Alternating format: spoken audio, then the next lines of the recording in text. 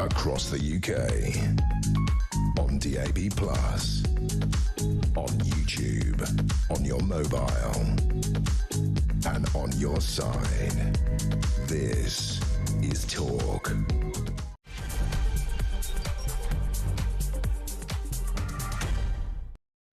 Yes, this is The Late Show with Andre Walker and Asher Gould, and what a day it has been with this conceding that the BBC have made such a mistake over Gaza in a war zone, where the guy they were following round was actually involved with Hamas, or his dad was involved with Hamas. I'm just really, really sick of this, because apparently an enormous amount of money was spent on this programme.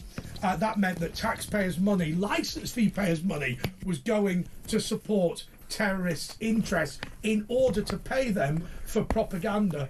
Okay. Technical error, so we're just going to take a little break and come right back, so stay where you are.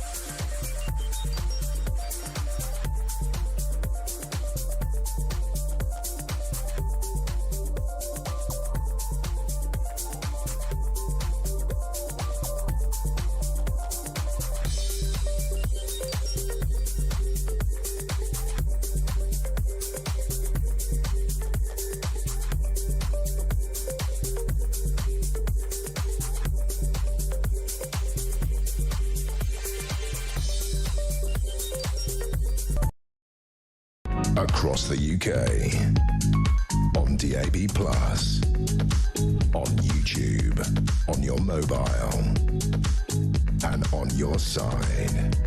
This is Talk.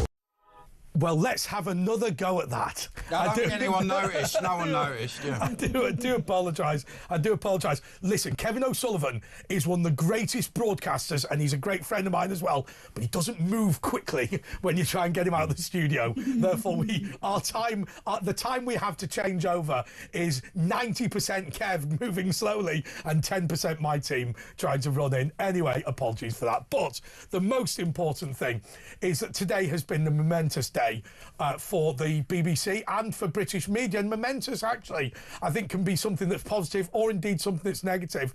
This idea of the BBC, I mean, we always knew the BBC were pro-terrorist when it came to Gaza. I don't understand why they're like that. I think it's some sense of moral virtue or whatever. Maybe it's anti-Semitism. Maybe it's just that they're obsessed with the cause of the Palestinians. But whichever way, we've said on this show, and that's both me and Asher, that that you have to be sensible about Gaza, and you have to get rid of the people that run the territory at the moment. You know, whatever the Israelis do, the more important thing, as far as I'm concerned, is setting the Palestinians free from their own terrorist leadership, who they voted for, quote unquote. Yeah, after the political opposition were thrown off buildings, independent media was abolished, independent education was abolished, all of those things that you need for civil society were abolished. Well, the BBC paid a group of terrorists to give them information about how awful it was to live in Gaza.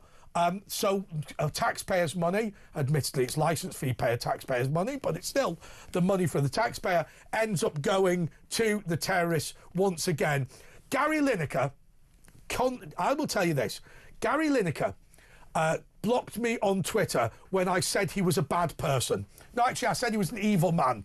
Let me say this to you now.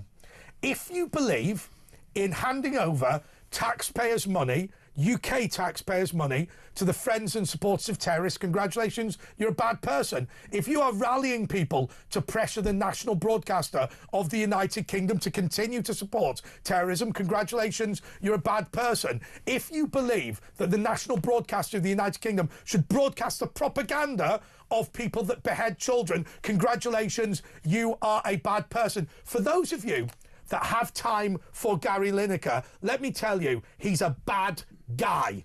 And I'll tell you why he's a bad guy. Because he is so appalled, so hate-filled about Brexit that now he is backing your taxpayers' money going to fund terrorism in the Middle East. So blinded has he been to sanity. So bad has he become. He is the Sith Lord of the BBC. He is somebody who I genuinely believe was a great footballer, but an evil man. And evil has been created in the following way, like it always does, when you're so twisted with hatred that you're incapable of seeing the reality of the situation. And the situation is very, very simply this. The BBC have apologised, saying that there were serious flaws in their programme Gaza, How to Survive a War Zone, and the serious flaws was that they had paid off terrorists to lie about the Israeli Defence Force. That isn't serious flaws. That is shambolic. That is disgraceful. That is wholly unbecoming of a journalistic outfit for Gary Lineker to support it when even Keir Starmer has said no. David Lammy apparently is angry about it. He's not angry about anything outside of lunchtime. I will tell you, it's really, really despicable. Gary Lineker should apologise to the British nation. And if you think he's a good guy, congratulations, you're wrong. Asher, your view. Well, I mean, you know, people keep saying it's a mistake. It wasn't a mistake. The BBC knew what they were doing, and they've been getting away with it now for years, and especially since October the 7th. And I think they just bit off more than they can chew, and now they realise. But the thing is, they've been infiltrated, the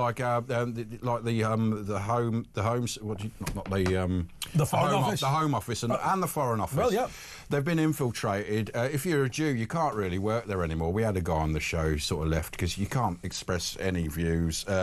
They also, apart from this, giving money to terrorism, which should be investigated by the police because obviously they're a prescribed terror group. They mistranslated on purpose when those people were going, the Jews are coming, because Hamas aren't anti-Israel, they're anti-Jewish. They want to kill Jews all around the world. But the BBC, because they're the PR arm of Hamas, said, don't worry, we'll translate that at Israelis because it will make it. But it's so obvious. You realise that they think they can get away with it. So just to pull you up there, Asher, just to be clear what happened, and I didn't watch this programme, we can't watch it now because it's been pulled. Well, I actually saved it last week, so I've got it on me downloads. Not anymore. I think they've got rid of it, haven't they? Yeah, I've got it on me downloads. But okay, but I just want to ask you once again, on iPlayer, just so we can be clear to all of the viewers, all of the viewers and all of the listeners, just to be clear, at one point in Arabic, they said the Jews are coming, and that was translated as the Israelis are coming. Exactly, and it's the same thing they do here when they go, oh, they're Zionists, when they just mean Jews. It's just a cunning way. I think it was Lenin that invented that way of, changing facts. But it certainly wasn't a mistake. It was on purpose, and I think they thought they were going to get away with it. And I think this is a big turning point for the BBC. I think we've really got to break it down and break it up. Asher, what are the BBC up to? I think they've been infiltrated. They've got that far left, and they've got some, because they haven't been letting normal, just long-term British citizens in. They've been blocked. Any white people can't get jobs there. And eventually it's snowballed, and they've got actual control. You won't get a job if you're not in that belief. I mean, I must admit, I've said this before today. I used to be a contributor at the BBC and met lots of good people, but they used to phone me up and they used to go, Andre, we're desperate for somebody as good as you who's black or a woman. Do you know anyone who's like you but black or female? And I used to say to them, well, I'm not sure I do. And they'd go, well, someone who's almost as good. You phoned me up to racially discriminate against me. So the job on Newsnight that pays 500 quid, they literally phone me up and go, you are the person we need, but we won't employ you because you're a white guy. I mean, as well, and Lineker, I don't know what's wrong with him. I mean, maybe he's just plain old, Well, I'll tell you something about Lineker, and I shouldn't say this, but I don't care anymore. He used to live in Sunningdale, where I was very briefly the Conservative candidate. He used to be, they used to have him down as a Conservative voter until Brexit. He was radicalised by Brexit. He was radicalised by social media. That is the reality. But why would you be anti-Israel in that? I think he was always. I think he was before that. The face mask people, they were all pro-Europeans. They do go together, don't they? The automatic, everyone has to be vaccinated. They were all pro-Europeans. Shut the schools forever. Yeah. They were all pro-Europeans. The Israel are evil. They're all pro-Europeans. They've all been radicalised by social media. Yeah, I think you're right. And Lineker, of course, and I don't mean to be rude, he's not the sharpest tool in the box. Actually, he's as thick as pig shit. He was actually good in the box at football, but not in the old brain department. Look, footballers are thick in general. I mean, I remember somebody saying, they call him in the dressing room, Prof. the Professor. And you go, well, why was he known as the Professor? Because he got a third-class honours degree from the University of Sunderland.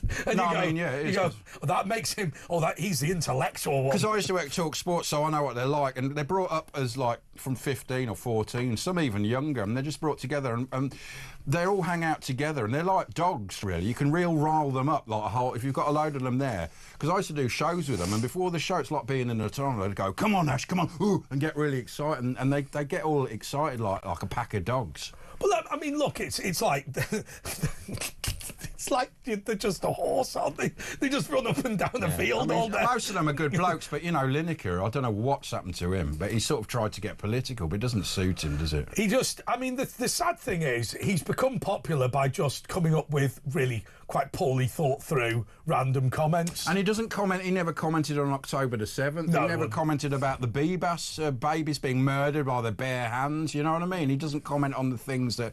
And it makes it all obvious where it's all coming from. I mean, it's interesting. I don't think that Gary Lineker's an anti-Semite. I don't think he's got the brains to understand what he's doing, but I'll tell you something. That's why I said he was a bad person, an evil person, because I genuinely believe that when you are defending a terror group, when you are demanding that impartiality, journalistic impartiality in the UK disappears, when you're demanding that British taxpayers' money should be handed over to a terrorist organisation, unfortunately being as thick as the wall is not a defence. Yeah, I mean, the other thing you said you've got to get rid of Gaza and rescue the Palestinian people, but I think about 90% of them are very, pro-Hamas, especially they celebrate we saw with all the bodies as a whole party. So, and a lot of that October the 7th, it wasn't just Hamas, it was citizens just went over and did kill the It doesn't matter now, because the courts have said that under the Ukrainian refugee system, as many Gazans as want can come to the UK. Yeah. So I'll tell you what will happen, like always happens. Gaza will be based in Ealing, like always happens. Sorry, Hamas will be based in Ealing, like always happens. Well, there's already a few here. There's a guy in Harrow, one of the former leaders of it. And the other thing the BBC said, they said, his father, he might be in the Hamas, but he's a minister for agriculture. He's not a terrorist. They're all terrorists if you belong to Hamas. Stop trying to cover up for them. Unbelievable. OK, so our guest co-hosts this evening are Tom Harris, Director of the Free Speech Union, and Anna McGovern, political commentator. So first of all, to you, Anna, look, question mark, what do you think? I think it's outrageous because, for a start, this was taxpayer money spent on making this documentary. I think Ben Habib, I saw a report, he did a report, 400,000 is predicted to have been spent. How much of that went to the Hamas guy and his family? This is the point. How much of that money went to a terrorist organisation? I think this was a significant outrage. The BBC should be very ashamed, and I think there should be some kind of investigation. What's the definition of a standard outrage, a major outrage, a significant outrage? What's your traffic light system? So the top paying of the top, a terrorist group, it's very bad. What you're saying is that what they will do, I think. Well, I don't want to put words into your mouth. What they will do is they will write this off. Oh, the Zionists are unhappy. Oh, the right-wingers are unhappy. Oh, the people on talkTV are unhappy. But when are they not unhappy with the BBC? And I assume that what you're trying to say is, hang on a second. Yes, we're critical of the BBC on occasions, but now you've handed over 400 grand to terrorists in payment for broadcasting their fake news. Yeah, exactly. And it's the fact that we have to pay for this as well. We don't have a choice. We're forced to pay the licence fee. And the money is being spent on essentially terrorist propaganda, which is absolutely outrageous. And it's a huge outrage from the BBC. What happens if, and I'm sure there are people, if there are people who perhaps, in a couple of categories, people who might have served in the military in the Middle East, people who are of Jewish descent, or even actually anybody who was connected with the Holocaust, perhaps somebody who's of a Roma gypsy background or something like that. What if they turn around and say, I just morally do not believe that I can give my money to the BBC in the knowledge they hand it over to Hamas? What do they do? I mean, do we really, as a country, continue to prosecute? They're anti-British as well, they're not just anti-Jewish. I mean, why should anyone pay it now? But I mean, if my cousin had been killed in the October the 7th attack, or or my cousin had been killed in Gaza by Hamas for being an independent journalist, then I will tell you, I would not pay the BBC licence fee, and I would stand up in court and demand that the court rule in my favour. But of course that wouldn't happen. The court would rule against me. I just wonder whether there needs to be, first of all, I mean, we should decriminalise the whole BBC licence fee non-payment thing. But in the meantime, there should be a policy of non-prosecution for those people who've been racially discriminated against by the BBC. No, I completely agree. I mean, for a start, I'd say that we shouldn't have to pay a licence fee in the first place for state propaganda, but that's just my opinion. But I think the fact as well, the amount of people that would be so offended by this, and the question is as well, where is our money being spent? And where is this money now landed? So I think for many people who are now seeing this, they're not going to want to spend their hard-earned money. What about the money? What about the people who were victims of Jimmy Savile and they have to pay for all the lawyers who defended Jimmy Savile? Yeah, exactly. It's just, Hugh Edwards. And by the way, there's a story breaking tonight on the Telegraph. The BBC is paying money to the Taliban's propaganda wing to ensure that it can broadcast in Afghanistan. So they're paying the Taliban, another terrorist organisation, who've just banned women from basically doing anything. Oh my God. So what do you think about that, Anna? I mean, it just keeps getting worse and worse. Well, now they're doesn't it? digging because they found this. It's now Well, going to... Tom, not even Keir Starmer defended the BBC tonight. No, he was very brief indeed when it came to the Trump question on that. He just quickly said, yeah, we're talking about it, and he moved on. But the thing that strikes me is, sort of stepping back from this, is going back to Hamas. This is a week where we have been reminded of how evil Hamas is. Correct. When we have seen the return of those hostages in coffins, in the wrong coffins, in locked coffins, and it's been the word evil that you mentioned. It's not enough, is it? It's demonic, isn't it? There's something it's demonic. Profoundly. They love it. They love it, don't they? They enjoy. They revel in it. Yeah, they revel in it. Yeah. And that when you think that is the organisation that we are talking about, and remember, going back to the streets of London on a Saturday, yeah, exactly. People were saying, people were being arrested for holding up signs saying Hamas are terrorists.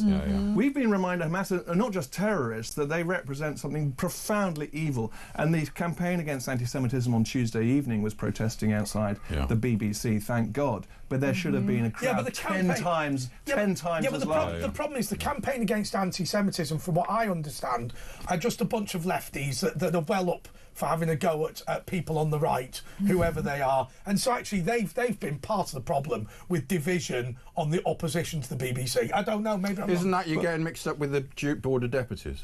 Oh, yeah. The Board of Deputies confusing. It does get confusing. I mean, I think they're doing some good work in terms of amplifying this voice, the reality of what's happening in Broadcasting House. So, I totally concur with this. Well, where does this leave all of us when it comes to the licence fee? I mean, I think. Do you know what it really does? My faith is the Catholic faith, and it just strikes me that this is exactly like the Reformation, when somebody turned around and said the big problem with this body is that it is completely unaccountable to anybody. Ergo, it is doing whatever it likes, and somebody has to call time on it. Now, I mean, there are other issues with Henry VIII. Let's be honest, but actually, I do. He wasn't pro Hamas though.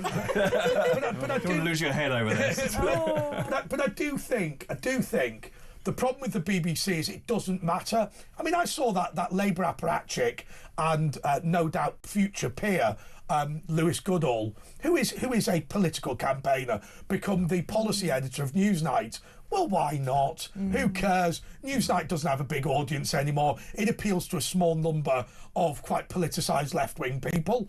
And so why not just treat yourself? Because the budgets don't go down just because the numbers go down. And we've got it says here, we've got 500 TV stars. And so it's not just Gary Lineker. We've got 500 well-known Now, names. by the way, let me tell you something about including Miriam Margolyes. I mean, unbelievable. Let me tell you something about Miriam Margolyes. I thought she was the one that played Grot Bags, but she's not.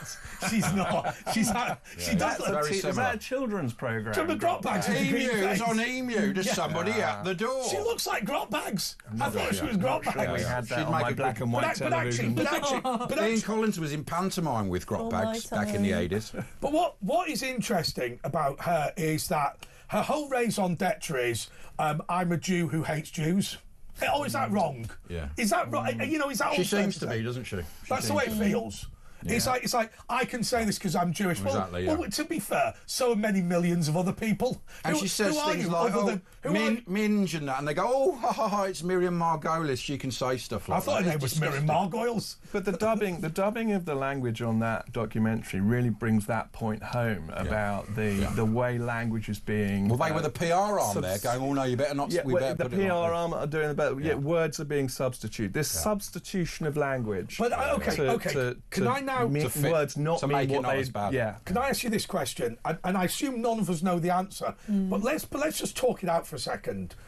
Okay, so assuming the BBC have not deliberately set out to make a propaganda documentary, even if it's their tacit support, or worse still, they didn't know, could it be their entire operation in Gaza is just run by Hamas, whether they know it or they don't know it? I know The this for a fact. You can't be. This is why there's no point in having you. You can't be a journalist in Gaza. It has to go through Hamas, or they'll kill you.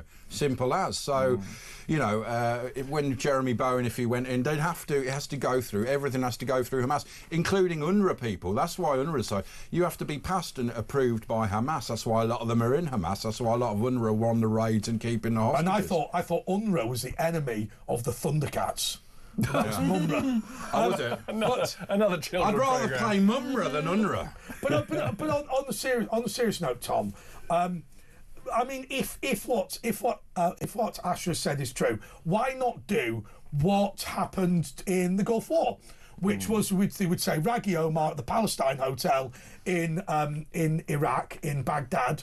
He is turning around and saying, what I'm saying here is subject to government censorship. Why not say that our programmes are subject to Hamas censorship? And there are also, I mean, that is then the responsibility, isn't it, of the anchor in the studio back home to be able to interpret the language of what the person out in the field is saying. And they've always been, I mean, in the Falklands War, do you remember when Brian Hanrahan said he couldn't say how many aeroplanes there were? I counted them all out and I counted them all back again. And then, I mean, in a more tragic case, and it wasn't a reporter, it was a hostage who was using his the blinks while he was giving his prepared statement. He was blinking in Morse code torture, so that the message could go out to the US people back at home saying, I'm being tortured, but that's not what I'm saying. So there are ways in which journalism can operate according to a code. Yeah, that's right. But if they find out in Hamas and it goes out on air, they'll shoot you. Has to become very careful. They are the lowest of the low. So But if you discover, presumably, if you get to a situation where the report you're going to put out is nothing more than risible garbage, Jeremy Bowen. Then what you would do is, to me, you would leave to the nearest place where you can have independent media, which ironically is Israel, but okay, fine. And if Israel had a problem, then I'd go somewhere else, presumably Cyprus, then so certainly southern Cyprus, you'd be fine.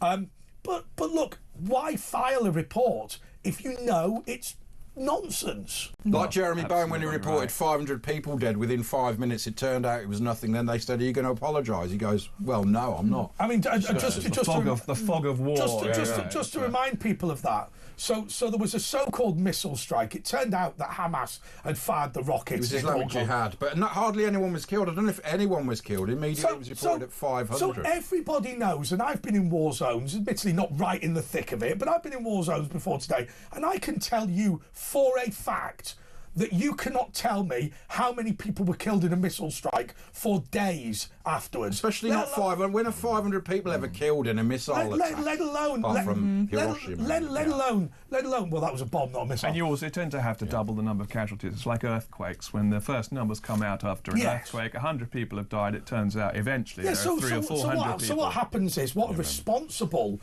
government health department will say is they'll go, the death toll at the moment is 4. We expect this number to rise significantly. Yeah. But they're saying, we have identified 4 dead people. We know who they are. Not, there's 500. Oh, it's amazing. Not 499 or 501. You know, even that. And when you're talking about a very, very tense situation, to simply stand up and go, as Jeremy Bowen did, I know it was an Israeli missile, which, by the way, was unlikely to start with, okay, but I know it's an Israeli missile, and Hamas have told me 500 people were killed 20 minutes after it went off. Oh, I'm going to run that as sensible news. Shame on you, Jeremy Bowen, shame on you. But also, you know what they're doing? They keep reporting it, and I still hear it, 50,000 killed. Well, hold on, half of them are Hamas, so that's a good thing those lot were killed.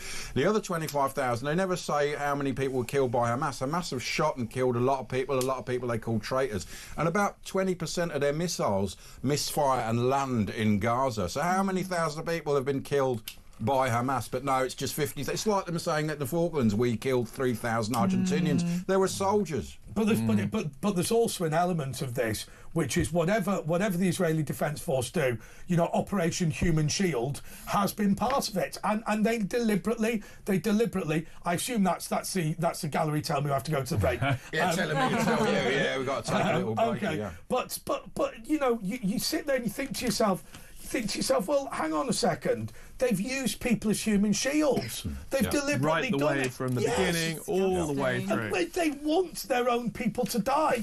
And they're using these wonderful words. Great PR. Great The PR. Ministry of Health. What is the Ministry of Health? You know, this is a terrorist organisation. And also a Ministry of Health where most of the medicine gets sold on the black market, and stuff that we give for free all ends up for sale. Yeah. It's absolutely. They were selling bottled water for $20 a bottle, and Israeli troops were giving it to them free.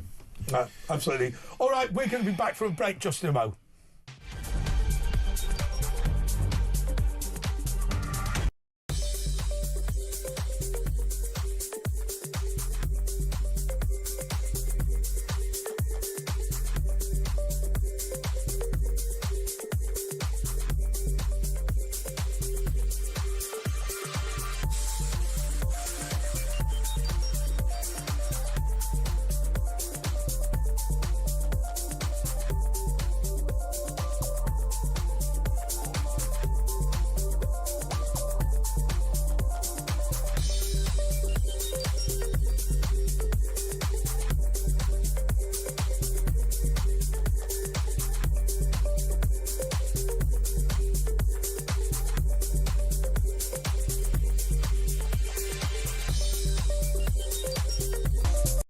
Across the UK, on DAB+, on YouTube, on your mobile, and on your side.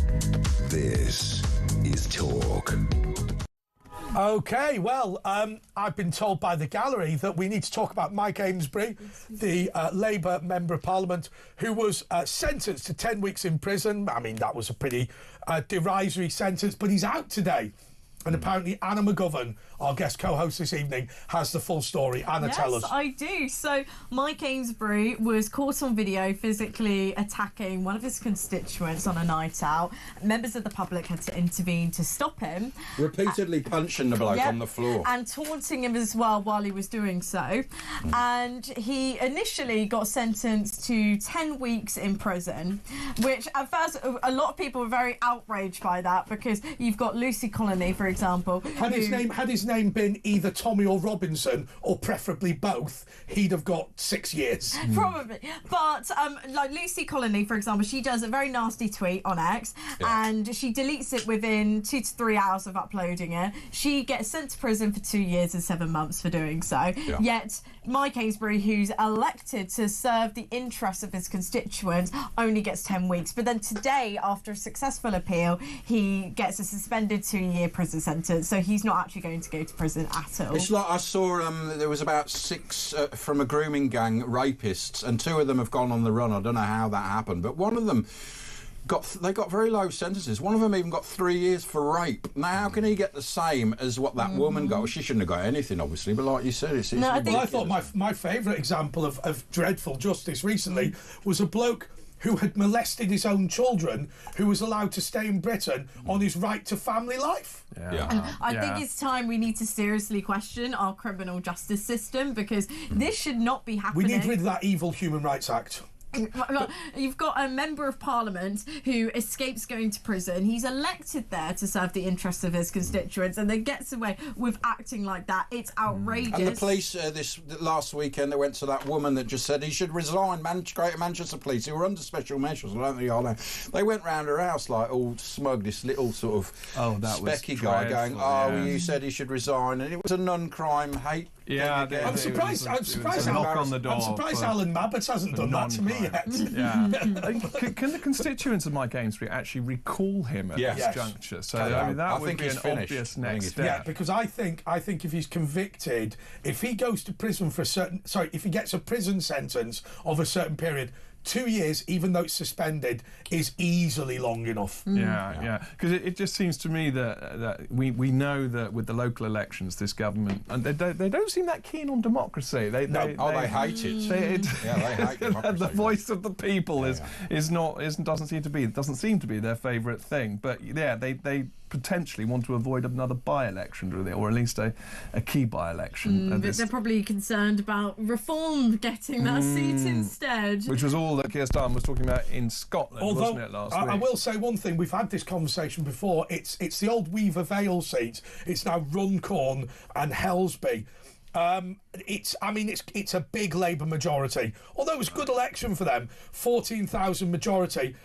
The difficulty you're going to have in beating them is that Amesbury got 22,000, whereas the Conservatives got 6,700 and Reform got 7,600. So the big difficulty will be there's no obvious one to coalesce around. There's a split on the right, but that might not happen next time. You know what I mean? I mean, Reform could, if they don't get like 14,000, Reform could get 15,000, couldn't they? Also, I wonder could their constituents there as well, after their Labour MP was acting like that.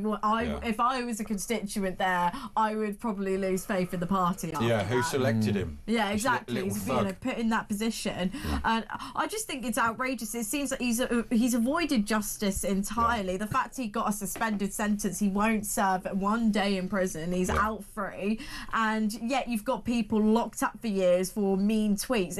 It doesn't make any sense to me. But he'll get recalled now, I'm sure. Yeah, it makes. But again, we're told that even if you say we have a two-tier system, that's a sign now, you're far right. You're far right. Yeah, disgraceful. But this is why they're shutting it down. This is a perfect example of a two-tier system. But they're shutting it down. The reason they're doing two-tier is because the people that like us that they'll call far right, there's about 40 million of us. We are the big threat compared to the other people. Do you know what I mean? So they're really trying to scare us. It's amazing. It's amazing, actually, the way that they have so overplayed their hand. I mean, when I was a kid, as a white person, if you got called racist or far right, you were really terrified. Now, honestly, I don't care. I genuinely don't care. It's lost its sting, which of course is really not good when there's real racism out there.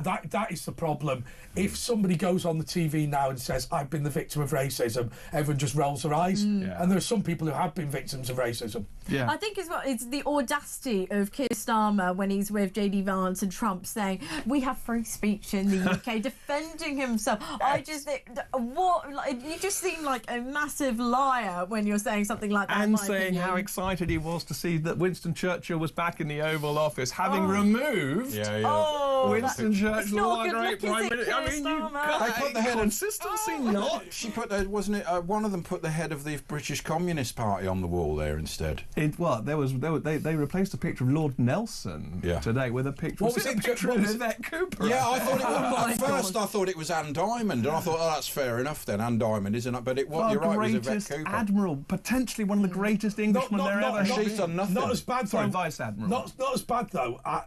As William and Kate's wedding. Who is he? There's a tribal king from somewhere who looks like Mohammed Al Fayed, right? And I saw him at William and Kate's wedding, and I thought, bloody hell, I'm quite surprised if invited him. I think it's the King of Tonga or something like that. Okay. Yeah. But anyway, but look, what will people say, Anna, about all of this, about the fact that Keir Starmer ordered a crackdown on people who'd rioted over Southport. I have to say, I'm still largely on the side of the people that were angry. I accept that one or two people behaved badly and we shouldn't allow rioting, but I'm largely on their side.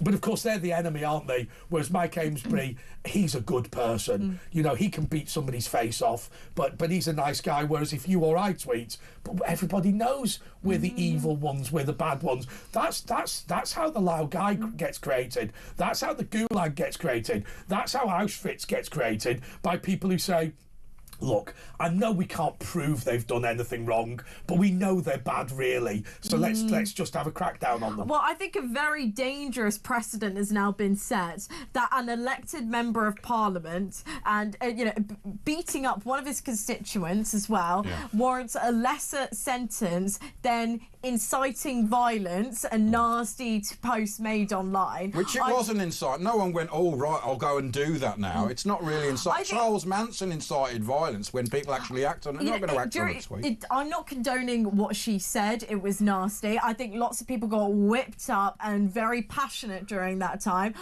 When she posted that, I don't think she actually meant for people to go But it's like when somebody says to you or I, oh, if I ever see you, I'd thump you, and you think, you don't really mean that, right? It's not really incitement of violence.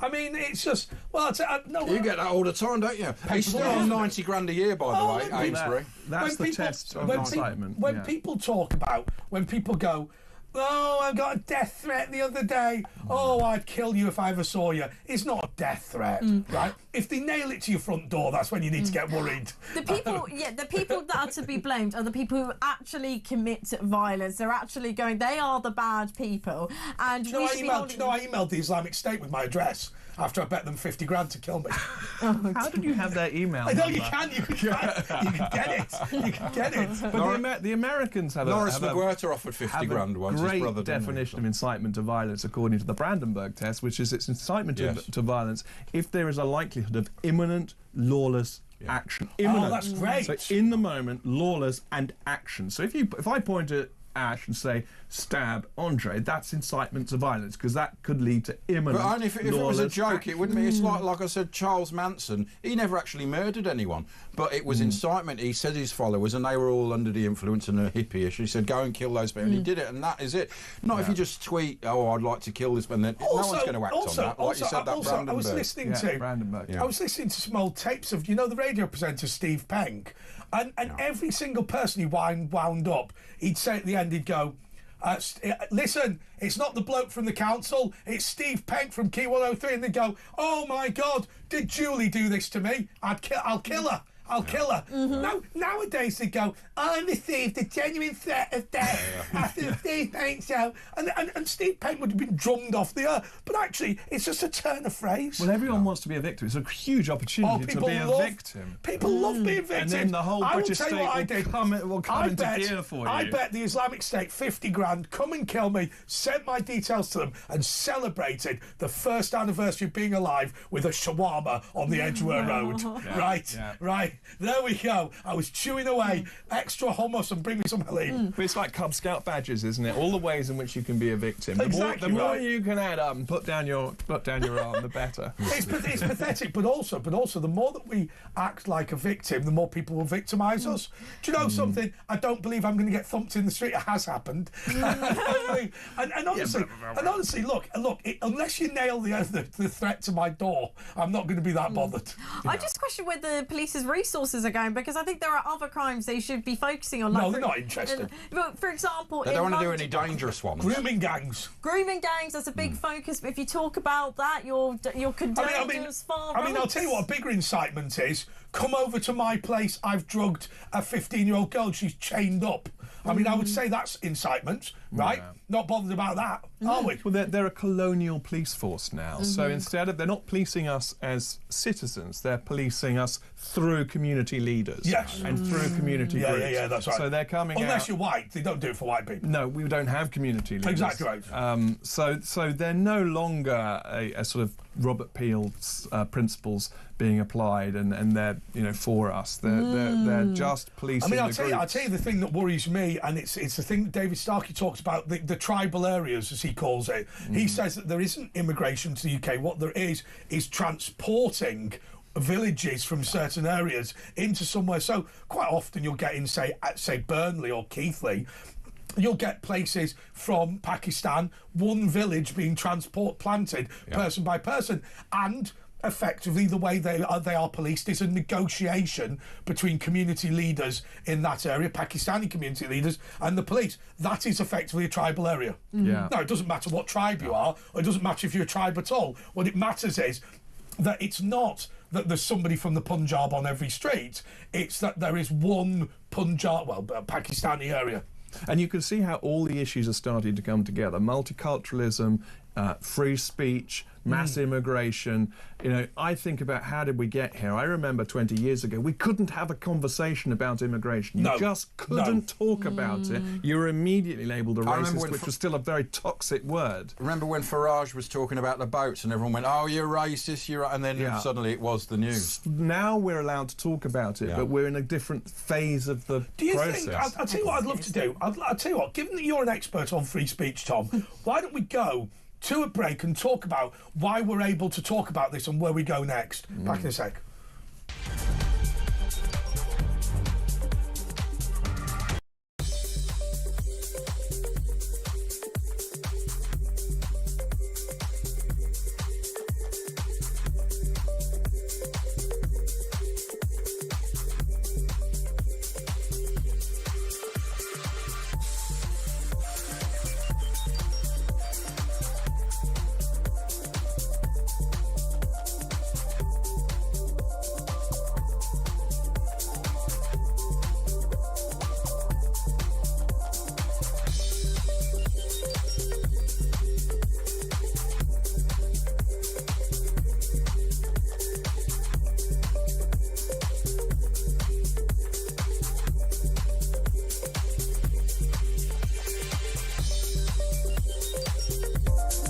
Across the UK, on DAB+, on YouTube, on your mobile, and on your side. This is Talk. Right, okay, I've got to tell you the story about my house hunting today. I decided to move to Slough, right? There's this new development called the Horlicks building. Remember, everyone, Horlicks is gruel. Let's not get into the Horlicks is gruel. It was interesting, I never knew that. And what is Ovaltine. But the old factory's being developed. It's amazing. They've got a residence cinema in their residence, gym, a residence bar, everything. Right. Anyway, the first place I went to view was called Darjeeling House, right? And I thought, and I don't mean to be rude, but Darjeeling House in Slough does not bode well, right? When I arrived, on the step, there were swastikas painted in red on the floor. When I opened the door, there was a scent of curry, which was lucky. It meant it was a Hindu, not a Nazi. So that was helpful. But anyway, so we walked around this thing, and it's fair to say that the lady or gentleman who lived there weren't keen on cleaning up. So stuff was piled high. And then I went into the bathroom, and the entire bathroom was full of boxes of imported materials from various countries, right? And I thought, I'm not going to this place. Right. So I went. Then the next one we tried to look at, the next flat, we arrived, he said, there's a very nice lady who likes to show people around. She's the owner of the property. It was a full burqa. I'm not joking. She had and I'm not being rude, but when the door opened, it was a full burqa, like expert level one, right? So I thought, oh, hello, and like she wouldn't talk to me. She would only talk to the female that was showing us round, and she just stood there looking. Well, I don't know what she was looking like. I could just see eyes following me, right? So we looked, and they said, we got upstairs and went, oh, what about the third bedroom? They said, oh, Mrs. Khan doesn't like you to open that room. And I went, well, what happens if I move in? They went, she'll continue to use it for her own storage facilities. And I went, right. And then I went, Oh, and they went, and she only wants to rent it for 10 months at a time. And I thought, so I couldn't get my shoes on. Oh, sorry, she made me take my shoes off. Oh, yeah. I couldn't get my shoes on fast enough. We're on the 6th floor of this development. I got in the lift, the bloody lift broke. Right, and I was sat with this estate agent going, so, is Mrs. Khan a popular landlady? Anyway, it was... Have you ever read the John Betjeman poem, Can Friendly Bombs Fall on Slough? No, it doesn't finish. It doesn't finish. We got to the third people. They just told us to F off and wouldn't open the door. At least they were honest. I said to the woman... So is it a yes or a no? I said to the woman, I said, it's not really worked here, has it? And she went, do you know, I thought I'd lost you already with Mrs. Khan, but when the lift broke, I really thought that was the end of it. I said, she said, I don't think you should move to Slough. I think you should stay in Windsor. I went, I think that's a very good idea, if I'm being totally honest. Anyway, we did say that we'd talk a little bit about free speech, full burqa. I mean, I don't mean to be rude to the woman, but, you know, anyway, I mean, expert level. Okay, so, Tom, you are you're expert level on free speech, which I think we've just proved that I'm into as well. What's happened is the reason that we're worried about free speech now.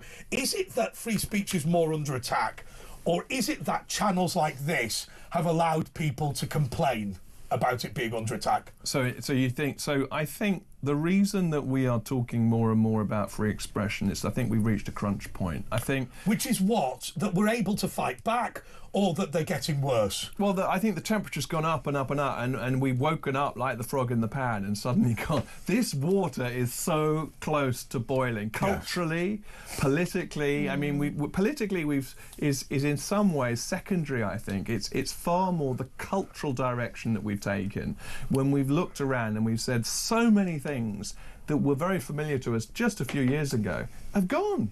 Yeah. You know, we've had people like John Cleese leave the country and say, you know, I don't recognise my country anymore. And everyone went mad at him. Now they don't say that. Now they don't. I think we Suella Braverman, it changed. I think that was the shift when she said, you know, multiculturalism has failed. And that, because she said it, it meant everyone could say it. And that's where so there have been key moments along the way.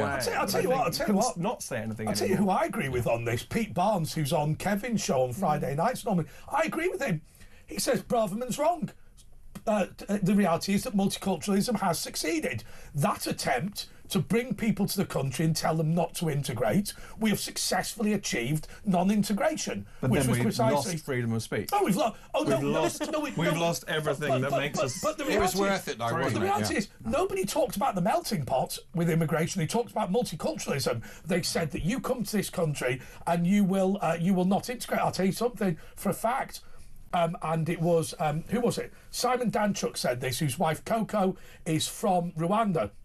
He said, look, there is a culture of machete ownership and knife crime in Rwanda. Axel Rudikabana has culturally enriched the United Kingdom with the obsession with knives and machetes that happen in Rwanda. Now, when you're talking about cultural enrichment, you can't just say that it only goes one way. We've been culturally enriched with a knife crime culture. And the acid attack capital of the world now we are. I mean, there was a couple in the last few days that haven't even caught the people, and they were walking through Wiltshire. But those of us who love the country, those of us who love Britain, look at stats like the number of young people who would actually fight for Britain now has just gone down to 40%, or less. You know, there is no sense of pride in the nation. But why would you fight for Britain? And education's a big part of that. The youngsters are taught to hate Britain. Anna, I used to work when I was a student in a post room for guys who earned the minimum wage, 50 years old, and I'll guarantee you, the idea that you would tax somebody who earns the minimum wage and then give the money to some council fat cat, I don't buy that at all. But I used to think to myself, and I keep getting in trouble for calling the audience and the viewers idiots. I used to think, you idiot, would you run up the beach in Normandy with a machine gun to defend your crap housing, your awful school, the racial discrimination, your immigration you're suffering policy, from? The immigration. Why? Well, you know, why do that? The reality is, what you would be fighting for is an enemy of free speech. You'd be fighting for a racist country. We are like it's. I mean, it's not quite as bad. The enemy's within. You'd be fighting for the enemy. I was about to say it's not quite as bad. It's nowhere near as bad. But you know, apartheid South Africa, where you're saying, look, you know, at the BBC, universities and others say white people need not apply. Yeah, exactly. And I think especially for young people as well, you know, if you talk about this, what is there to fight for anymore? I actually watched one interview recently of this young person who took quite an extreme stance and said, I would rather sell crack than serve my country, which... Well, there are more people doing that, if I'm being told. It's a growing trade. I've also spoken to so many people who would 10 years ago have said, oh, they're proud to be British, who are looking to leave. Yes. If they have financial resources, if they've saved up a bit of money, they're looking to find a way out of this country. And this is not just for the short term. This is just to go. But this is actually this bizarre thing that people joke about, and I can understand why people joke about it, but also I can understand why people feel it, where they feel that Spain's more British, not because it's in Britain, fairly obviously, but actually you haven't got the mass immigration into these tourist areas in Spain. You haven't got the violence. You've got a bunch of old codgers having a beer. It's much more subtle than that. You haven't got the sense of loss. The problem is, I walk around London and I can see how wonderful London is. I can see how wonderful Britain is. What? And then I can see that it's actually a shadow now of what it used to be. It's a museum of Britishness. It's a museum of Britishness. But if you look at... I heard a story that a police officer was talking to someone and asked the question, what religion are you? And the person said, oh, I'm C of E. And the police officer said, what's that? Yeah. They don't know what. They said, what's C of E? And it's, by the way, it's the national religion. Yes, it is. And we are that's technically where we are. We are technically a theocracy because our head of state with a is the head of constitutional religion. monarch. We are a theocracy.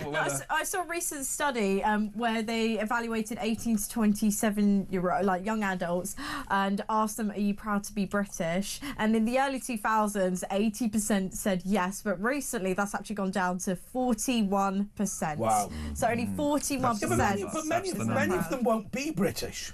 Yeah, that's the point most people made. They're like, well, probably they're not British. That's why they're not proud to be British.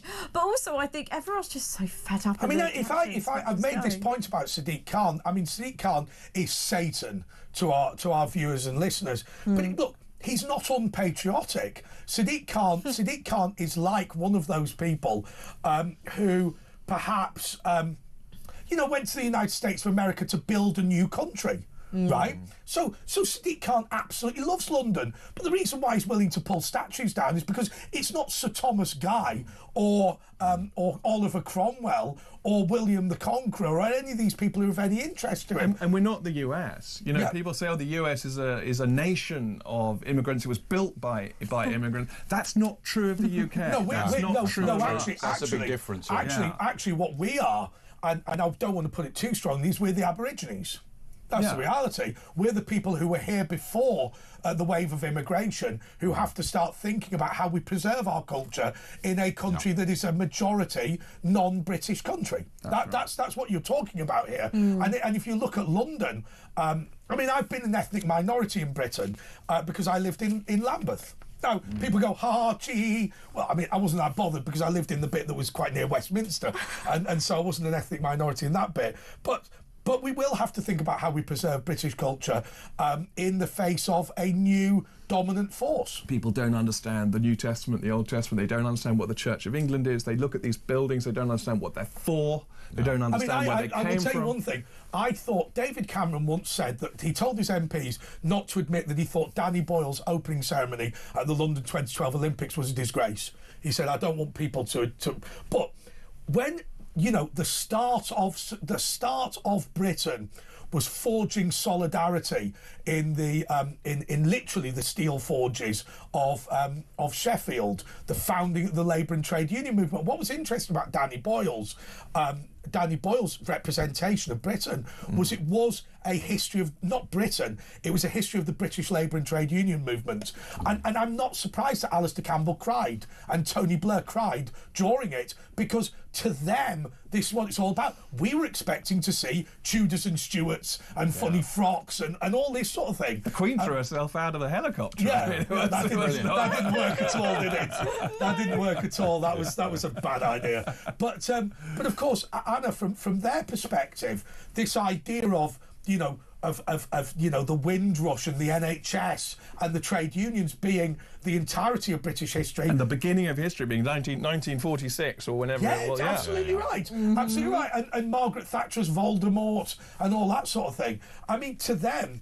And I think, honestly, Anna, the 2012 Olympic opening ceremony is a masterpiece of the alternative vision of what Britain is. Because you may scratch your head, I may scratch my head, and presumably you're quite young at the time, so you don't remember it in a like 10 or 11. In a particularly fulsome way. But that idea that Britain is multiculturalism, Britain is not Henry VIII, Britain is not the Saxon law, Britain is not the Magna Carta. It is about diversity, it's about multiculturalism, it's about the NHS and all that. And I think as well, many people are starting to get very fed up. I think the government, we've had especially the last few years, we've had turmoil with our government, lies after lies being parroted to us, and I think the sense of culture in Britain has been lost entirely. I don't blame, many people are now choosing to actually leave and move abroad because they're just fed up of being in the UK. It's incredibly depressing. Yeah.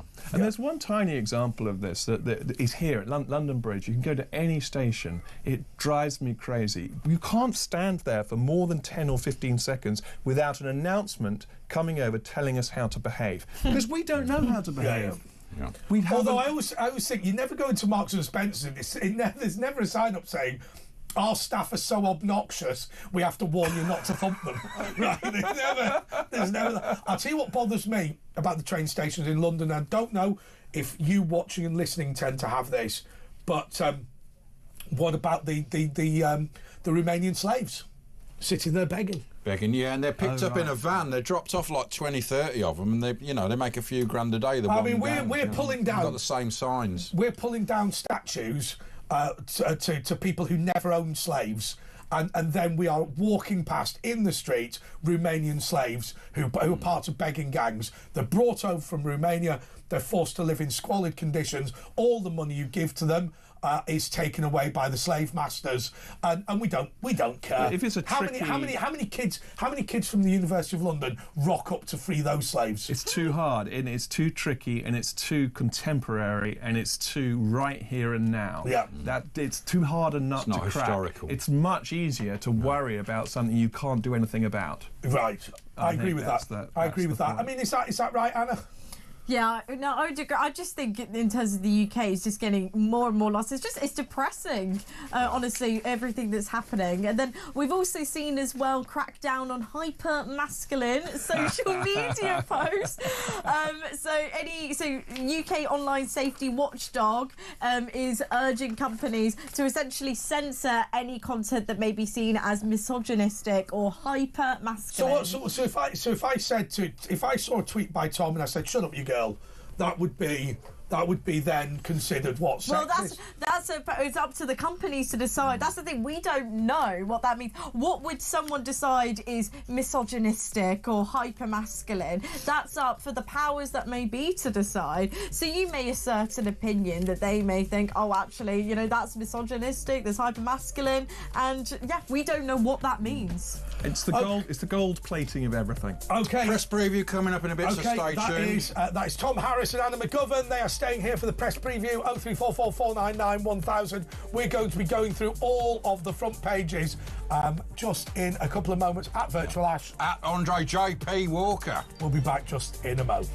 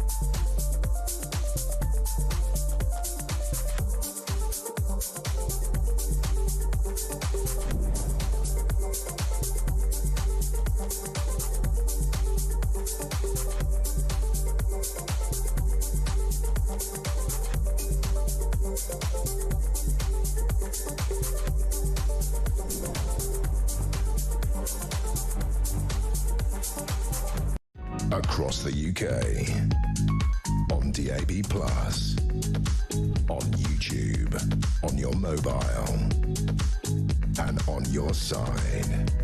This is Talk.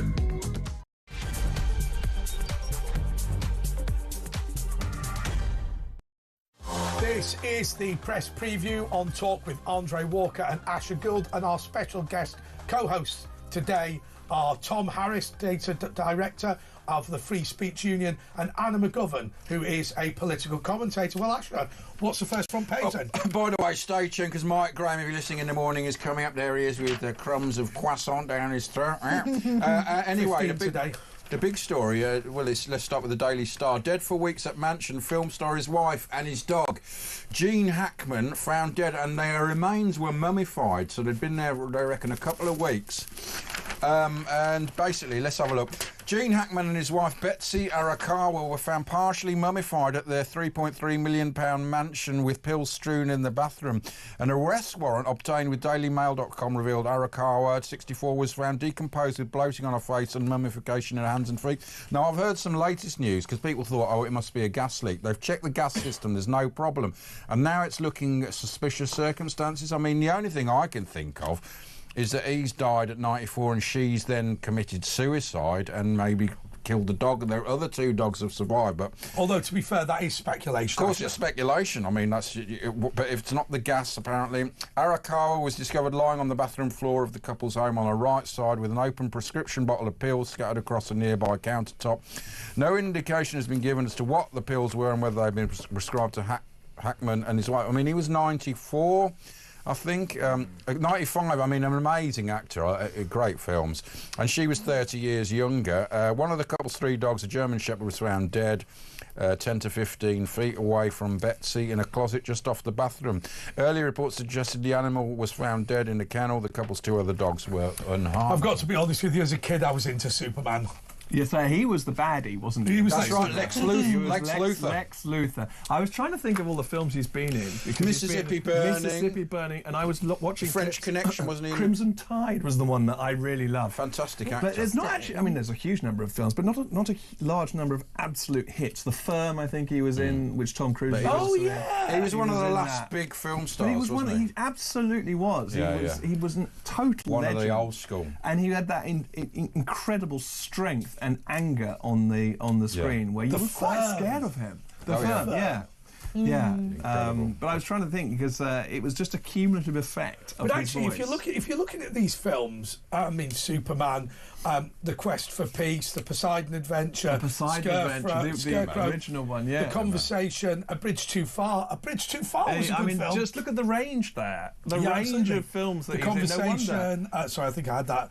Loose Cannons, Power, Under Fire, The Firm.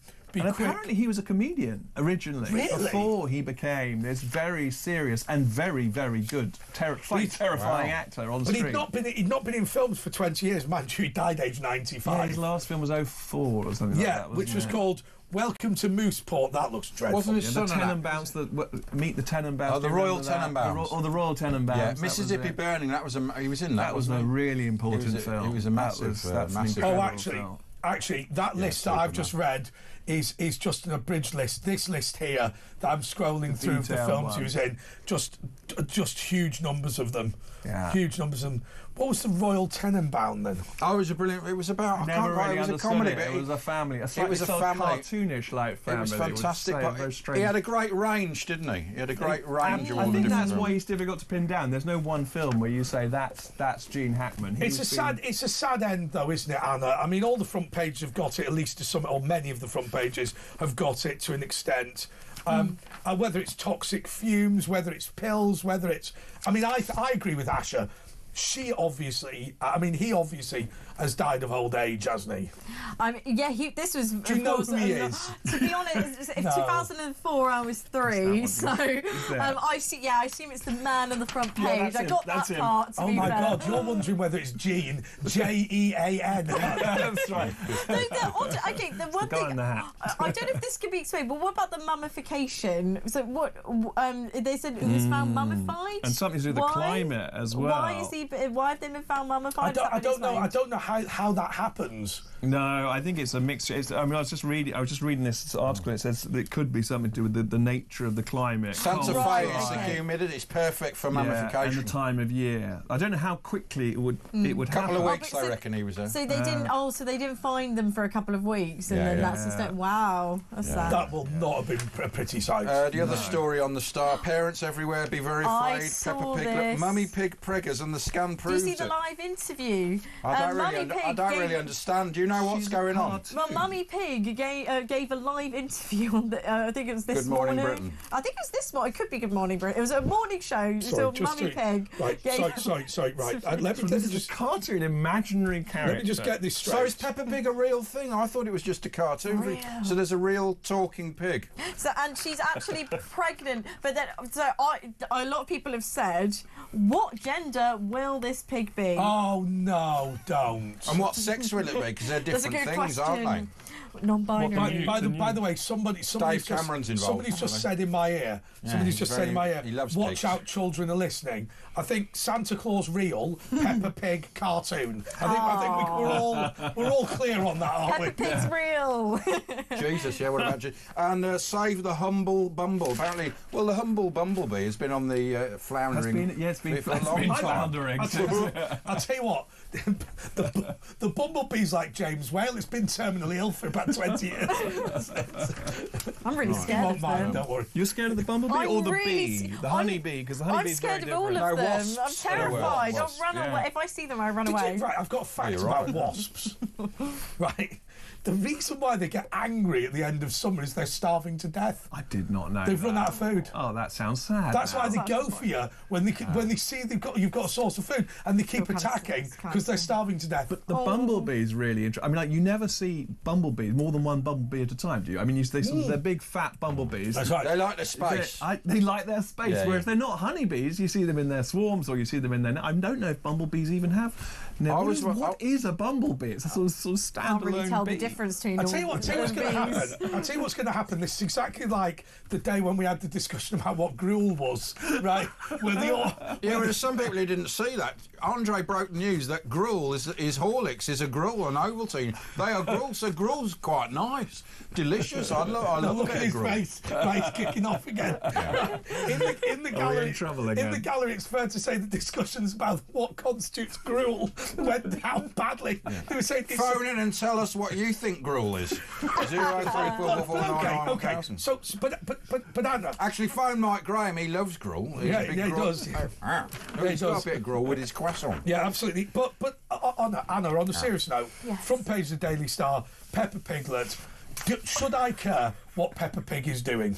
Well, apparently we should care, given it's front page news. But to be honest, I thought we would have other things to concern ourselves Is she with. married? What, Mummy Pig? No, Peppa Pig. No, still a kid. Still being an illegitimate piglet. They actually reenacted. I think it was probably maybe sort of a. Like I think it was. My mum- They got Peppa Pig actually running in midway through the interview, which I think was kind of linking to the BBC one where the kid ran in while our presenter was on. So my mother always had suspicions about Postman Pat and Mrs. Goggins. She always said they always seemed a bit too friendly, Postman Pat and Mrs. Goggins. And there was right. a Mrs. Pat, was only very rarely seen. Can you remember the name of the cat? Jess. Yes. I was. Well, that came up earlier this week, and Well, I always find it difficult to remember the name of And it's black and Morph's white, cat. assistant. It's something random like Chris or something. yeah, it's a very is it? Chaz.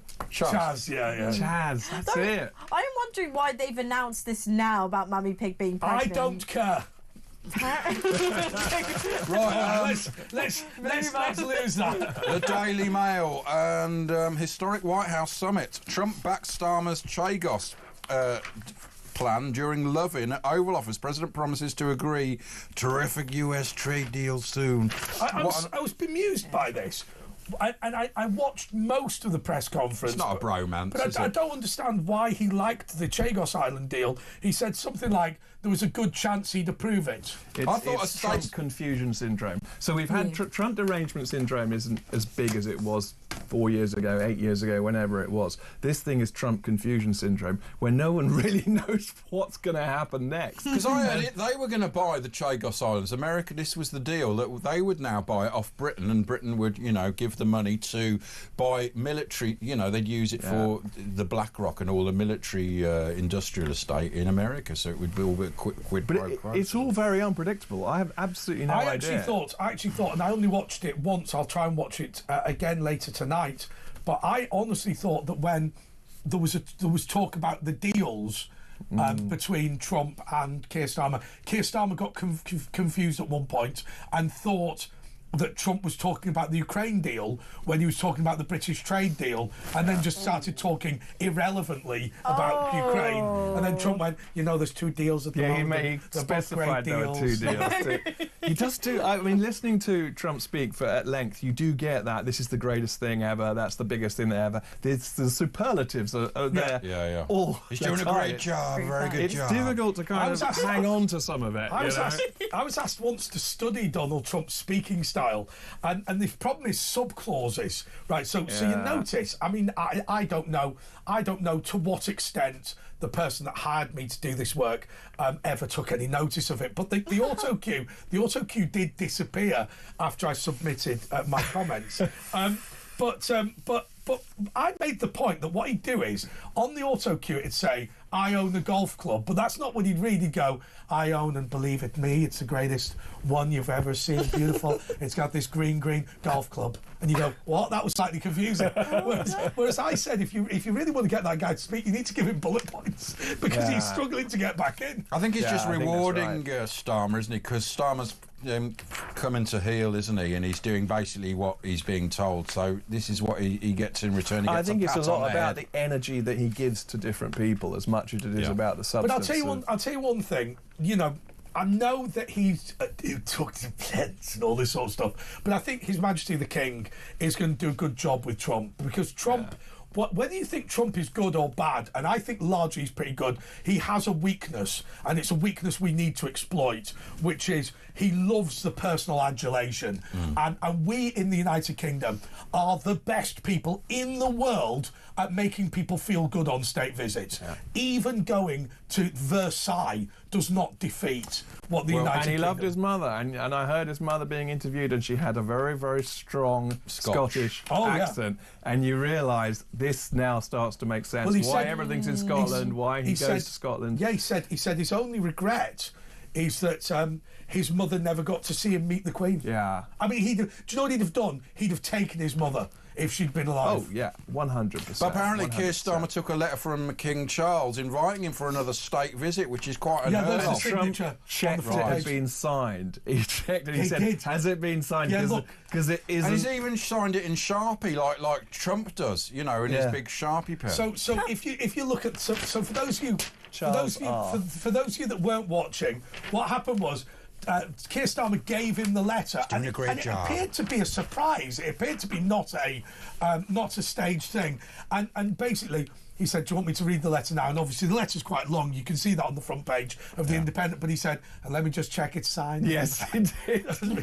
What a beautiful signature. My father always licks his finger and checks it's real ink, because he hates those things where they print it off with But someone's now they signature. can actually do there's an autograph machine. Where you can then it actually does do that. that. What you can do is the Queen had that. with your auto pen, you can stick your favourite pen in, and it'll do it. There you go. The Independent, same story. Starmer plays Royal Trump card in critical White House summit. PM flatters President with historic invitation from beautiful man King Charles for second state visit, and wins assurance of Chagos Islands agreements and no trade tariffs. But Trump won't commit to US providing a security backstop.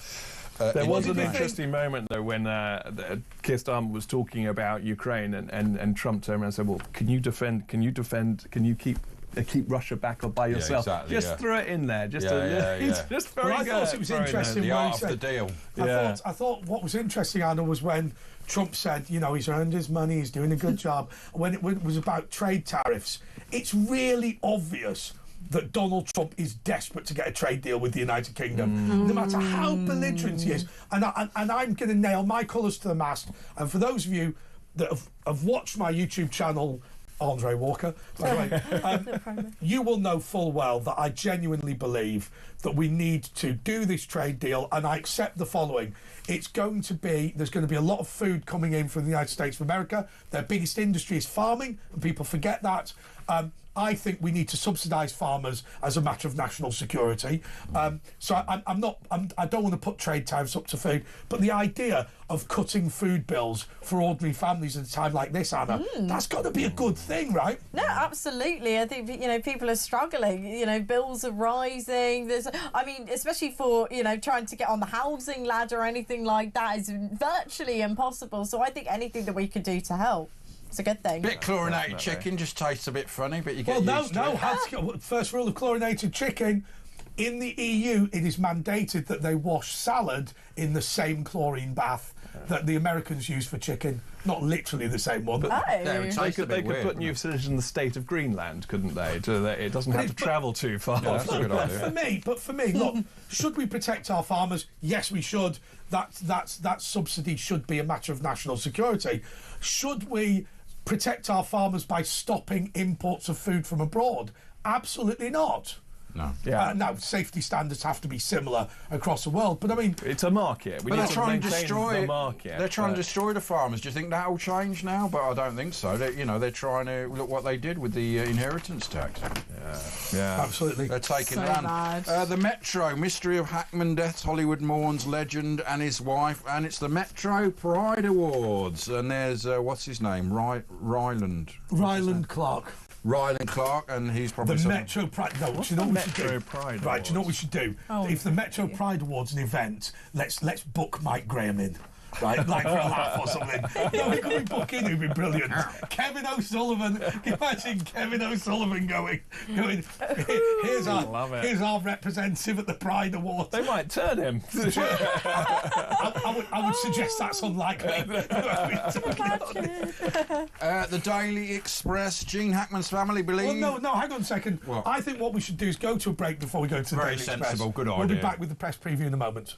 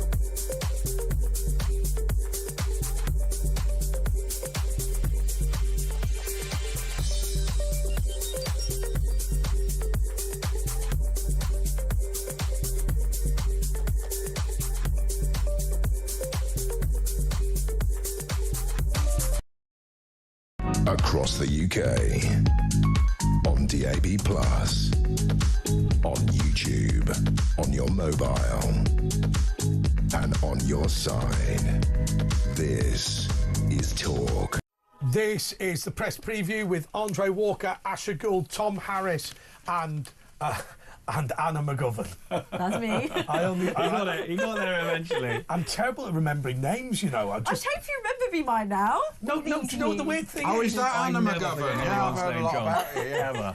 No, do you know something? Honestly, regularly when he used to do That Was the Woke That Was, I'd introduce people I knew really well and just forget the name.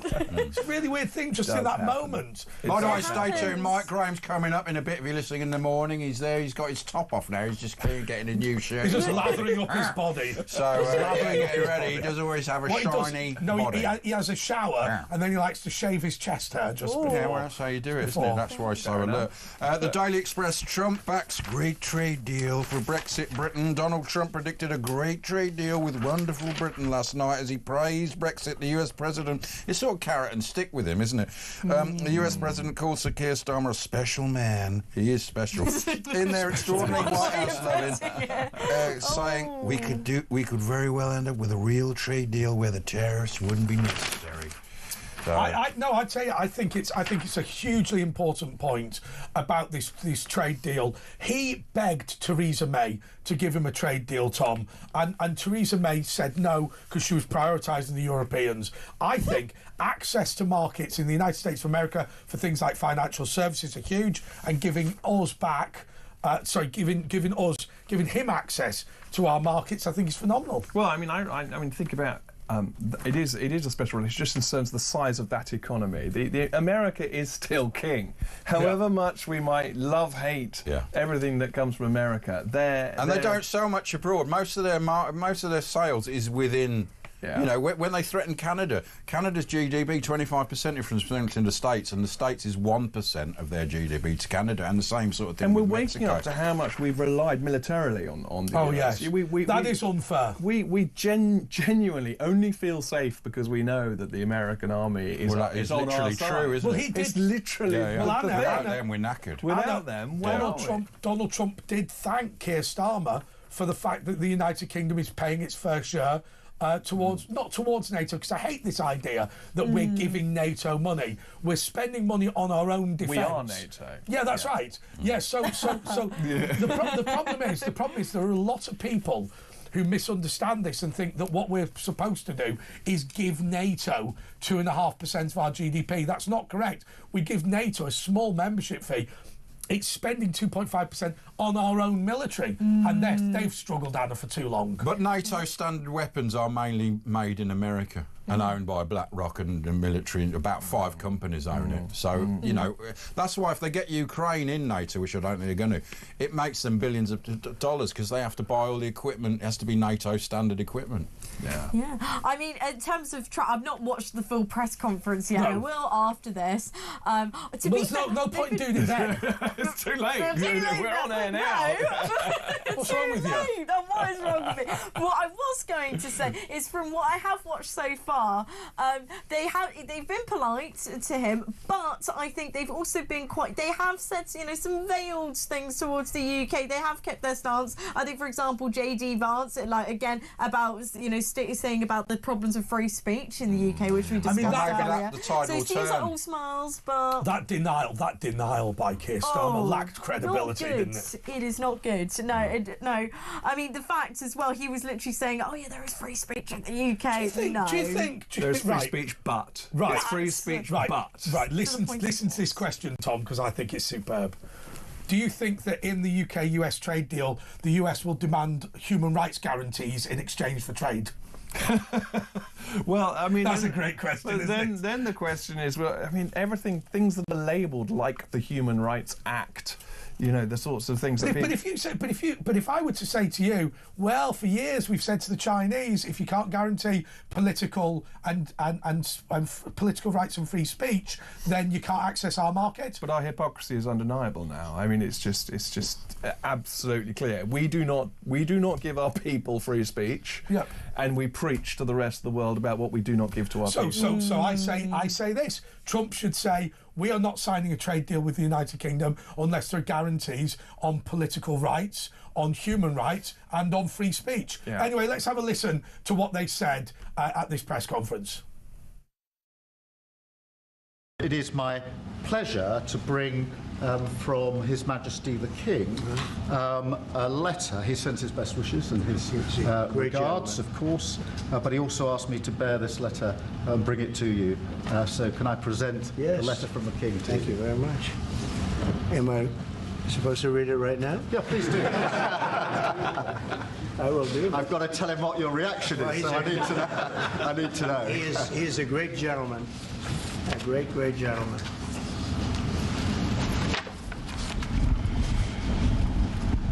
That is really nice. I must make sure his signature's on that. Otherwise, it's not quite as meaningful. It is, and that's quite a signature, isn't it? Beautiful. He's a beautiful man, a wonderful man, and we appreciate it. I've known him, gotten to know him very well, actually. First term and now second term. Perhaps you'd like to say what that very important paragraph... Yes, so this is a letter from His Majesty the King. It's an invitation for a second state visit. This is really special. This has never happened before. This is unprecedented. And I think that just symbolises the strength of the relationship between us. So this is a very special letter. I think the last state visit was a tremendous success. It was. His Majesty the King wants to make this even better than that. So this is truly historic, an unprecedented second state visit. He wants to talk that through with you. And that says at Windsor. That's really Yes. something. Do you know what that letter is? That letter is, I know he's crap, but be nice to him anyway, and I'll give you dinner at my house. How's he going to make it better than what the Queen did? I mean, that's a bit... You can't upstage the Queen. Yeah, but he didn't want to go to Buckingham Palace because the problem is with Buckingham Palace, we'll have all the communists. And Lammy was there, wasn't he? Yeah, he's stuffing his face with chicken. I think Postman Pat would have done that better. I mean, at the beginning of that, with Keir Starmer waving this letter and then awkwardly tapping President Trump on the shoulder. Oh, that was painful. Think I would have That liked was to very see how painful to Postman watch. Pat did that. And I the think it was- contrast, we got a proper leader in Trump, and then you've got this sort of bloke that's just... I mean, that letter, yeah. and I said this in King Charles's voice, but that letter is... Please don't have a go at him, even though he's an idiot. That's what the letter says, But doesn't why it? couldn't they get it so the signature's on the same page as the letter? They wanted to... It was like a Donald Trump, but it goes to show we do have that soft power, we have that extra thing to offer. That really, Trump loves all that, doesn't he? Oh, I mean, they've made so Keir Starmer made a very big deal of he kept saying it's unprecedented, a second state visit. So really, really pushing Really that brown as well. nosing him. Really, I mean, really saying this is an unprecedented Unprecedented, yeah. It's unprecedented we've had a British Prime Minister that's this bad. It's Is it? No, I don't think it is.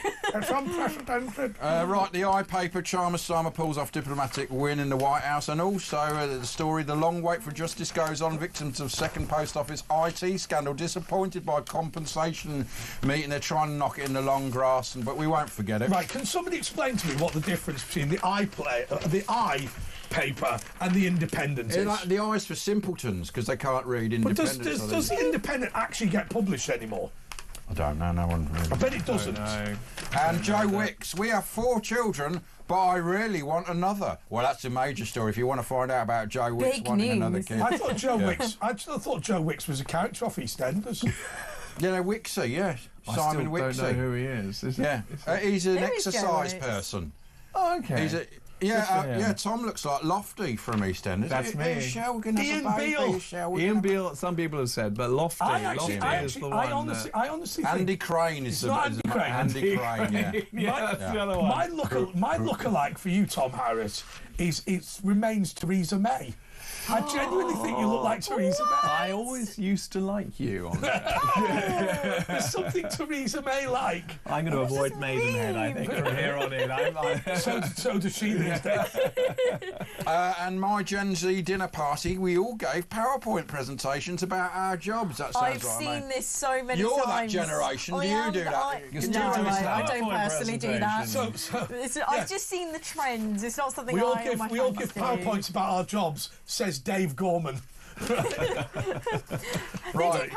I've seen it. They do PowerPoints about dating as well. Like, this is my But rap. hang on a second. When I was a that's a good child, idea. it was well known that the most boring people ever were the people that brought you round to their house for a slideshow about their holidays yes. and their jobs Ka-ching. and stuff. Ka-ching, that thing that went round. brought And they it got back. stuck. Did that ever It got happen, though? stuck. Did that ever This is when we went Happened to us. This is Yeah. We got hijacked by some friends. Oh, my God. And they came over, they set all the equipment up in the corner. And then and this was us at the restaurant. This was us from a little slightly different And then it angle. became wedding videos, didn't Oh, it? the other one was Pedro was such a character. Well, he looks happy, doesn't he? He looks like he served you a load of old crap paella and just wants to shut you up now. Oh, no. Right, The Guardian. That's exactly like Trump was with US Starmer. US workers in Ukraine would be a security backstop. Well, not on their own, they wouldn't, would they? I'm not sure you're wrong. I'm not sure you're right there. I think you might be wrong. I think that it's very hard to invade Ukraine when it has massive US assets. Well, that's why they've agreed to this mineral deal, because they ain't going to attack if America have got big interests there. Because that is what Russia really wanted, apparently, was the minerals. Because lithium, it's not oil anymore. Well, that's still nice, but it's lithium, and apparently Ukraine is just unbelievably full of unbelievable minerals. We got the best minerals. The way it works now, and I guarantee you, if you've bought an electric car, you're a fool. What this is all about now is China has almost everything other than oil. So and Taiwan. If it can get us onto lithium batteries, then it can take the oil that it needs to invade Taiwan. That's what this is all about. And you know, the biggest, what's it? I was going to say kryptonite, lithium mine in America is owned by Elon Musk, obviously for his Tesla. So, you know, there's a... Yeah. Minerals are bigger than we think now. What about this one on the front page of The Guardian? Just water. What about this one? Abdullah Öcalan has called for the PKK to disarm. I know this sounds like a really random story, but the PKK are the Kurdish Communist Party, and they've been fighting a war against Turkey for some considerable amount of time. Abdullah Öcalan is believed to have killed 30,000 Turks, and part of the reason why, when the Islamic State took over, why Turkey wasn't willing to help the Peshmerga, the Kurdish army, was because of their support for the PKK. What do we think? Oh, I love that. Everyone goes quiet. Yeah, he'll go. It sounds like that onion thing when you... Yes, it all sounds terribly complicated. I just want to ask you all a question. And we have some of the cleverest people in the country in this room. Right. Had any of you heard of Abdullah Öcalan before I just spoke? No. This is exactly like a sketch from The Onion where they all look really amused and they're meant to be commenting on it. In that case, should we move on? Should we? Yeah. I think so. I think this situation looks very complicated. Let's go to the Daily Telegraph. Trump back star on Chagos. Prisoners could have to earn their freedom in new plan. Prisoners will have to earn their freedom instead of being automatically released from jail in the biggest shake-up of sentencing being considered by the government for more than 30 years. It's not going to happen, is it? No. Shabana Mahmood, the Justice Secretary, is proposing the Texas-style changes to UK law so that offenders would not be guaranteed release 40% of the way through. Well, that's ridiculous, isn't it? I mean, it all sounds like just sort of scratching around the edges of a real fundamental problem that we need someone to... bit. Yeah, they're trying to... right, well, we're going to take a break and we'll carry on with the papers in a couple of minutes.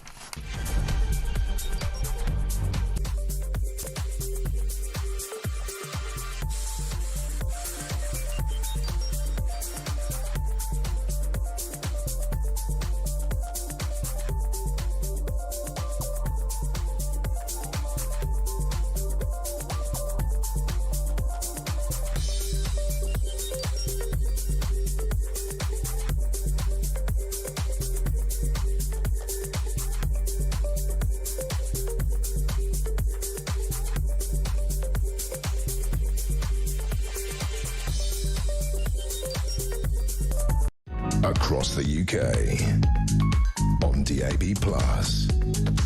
on YouTube, on your mobile, and on your side. This is Talk. OK, Anna McGovern has left with her slurry water drink. She was disgusted that we had never heard of the PKK leader. But anyway, give us a ring, 03444991000, because we're going to sprinkle your calls around, and we've got Carol in Manchester. Carol? Well, good evening to both of you. Good evening and good morning if you're listening in the morning. Mike Graham there, getting ready for his show. I've been listening to you. Anyway, I was going to start off with free speech, and then I was going to start off with Trump and our Prime Minister. I was going to... My God, where do I start with it all? Well, start somewhere, Carol. Where you were going to start? Yeah. I think I'll start off with... exactly with the meeting today that our Prime Minister had and Trump had, with it. It was quite amazing, weren't it? What do you mean? Why? Well, amazing. At the end of the day, we knew what Trump was going to do anyway. A very clever, I might not be liked here, but amazing person. you know, like how he's done it. He's done it in a way, you know, like to make sure that every party is okay. They're quite clever, really, really clever, which we haven't got that in our country. We're clever. Because at the end of the day, regarding with it, with Ukraine, and they have to stop the war. There's no doubt about it. They have to stop the war. And exactly, you know, like he's going for his country. He's making sure that his country's okay, which we're not. Well, that's the thing. I think Trump's ego is so big that actually it's a good thing. And I thought this with Boris. Yeah. He wants to be remembered as someone who was great for America. I don't care. Which is a good thing for the Americans, even though it's driven by his ego. It's actually for good reason. Ego, sometimes with business people, with ego, it makes sense. It makes money. Well, and leaders. I mean, look at Thatcher. People with egos, they make good leaders. Look at Thatcher. Yeah, she's amazing. I remember when I was sitting. She died. You know, in a machine in you know, like a massive big company, sat on a machine and whatever, and she was teaching me to get where I've got from nothing. So egos, right, are pretty good. There's nothing as long as it's not the wrong ego. And he was very clever today, Trump. And I'll be honest, right, I'm not too keen on the Prime Minister, but I think he did right. He did right today. Or was it right, or it's the only things that he could do? And maybe we're all pushing to see what's going on within the first 24 hours. So give him time to what's going on, you know, like, and that's for our country, between America and our country, because unfortunate today, I just feel, you know, like I'm living in Britain. Carol, I just want to. Are you afraid of Trump? Am I hell afraid of Trump? Am I? Absolutely. I'm looking at Trump and I'm thinking at the end of the day, we need somebody in this country to behave like that. Yeah, exactly. You know, And maybe afraid Starmer of is it. now going to do something. I doubt it, though. I don't think he has the capabilities. Pardon? Well, I think Starmer is already changing a bit, and countries around the world because of the Trump effect. He's a comedian. He's a comedian. The Trump effect. He's a comedian. He changes. What's your feeling on the Trump effect? Well, I think he bewilders absolutely everyone. Yeah, he means they can't stay consistent to what they might have said a few years ago. We weren't expecting this with Starmer, were we? No one on the front bench can hold to what they were saying not long ago. Yeah. They've had to change their tune. They've had to change and recast completely what they say in public. And it then makes you think, well, obviously, what can we trust? Free speech. You know, to the point about our politicians here. Carol, we are going to leave it there simply because we do want to go to Steph in Norfolk. Steph, you're on talk. Hi guys. Hi, Steph. Right, where do I start? You what? Can you answer me a question? Yeah, shoot. The TV licensing, Yeah. what you pay for your TV licence, where does it go? It goes to the BBC. Some goes to Channel 4, doesn't it? Some of it goes. Sorry, Steph, the line's too bad. Yeah. I don't think any goes to Channel 4, does it? I think Channel 4 is entirely... used to. I think don't they've know now whether been- it goes. I mean, we pay it. Does it go into general taxation pot or is No, it a no, No, it notional amount? goes to the BBC, but I think it used to be that some of it went to Channel 4. I don't know I think they might have changed it. Anyway, back to the Telegraph. Israel apologises over historic October the 7th failure. Israel's military has apologised for the historic failure of October the 7th, as it revealed Hamas had been planning the massacre for at least 7 years. The army's internal inquiry into the disaster concluded yesterday that its senior leadership was duped by a terror group into thinking it... I can't see that. Was disarming. I think, look, first of all, you do not have a duty to apologise if you're the victim of something. So let's just get that out of the way straight away. But I think the performance of the Israeli Defence Force on October the 7th was dire. Well, they were absent when they.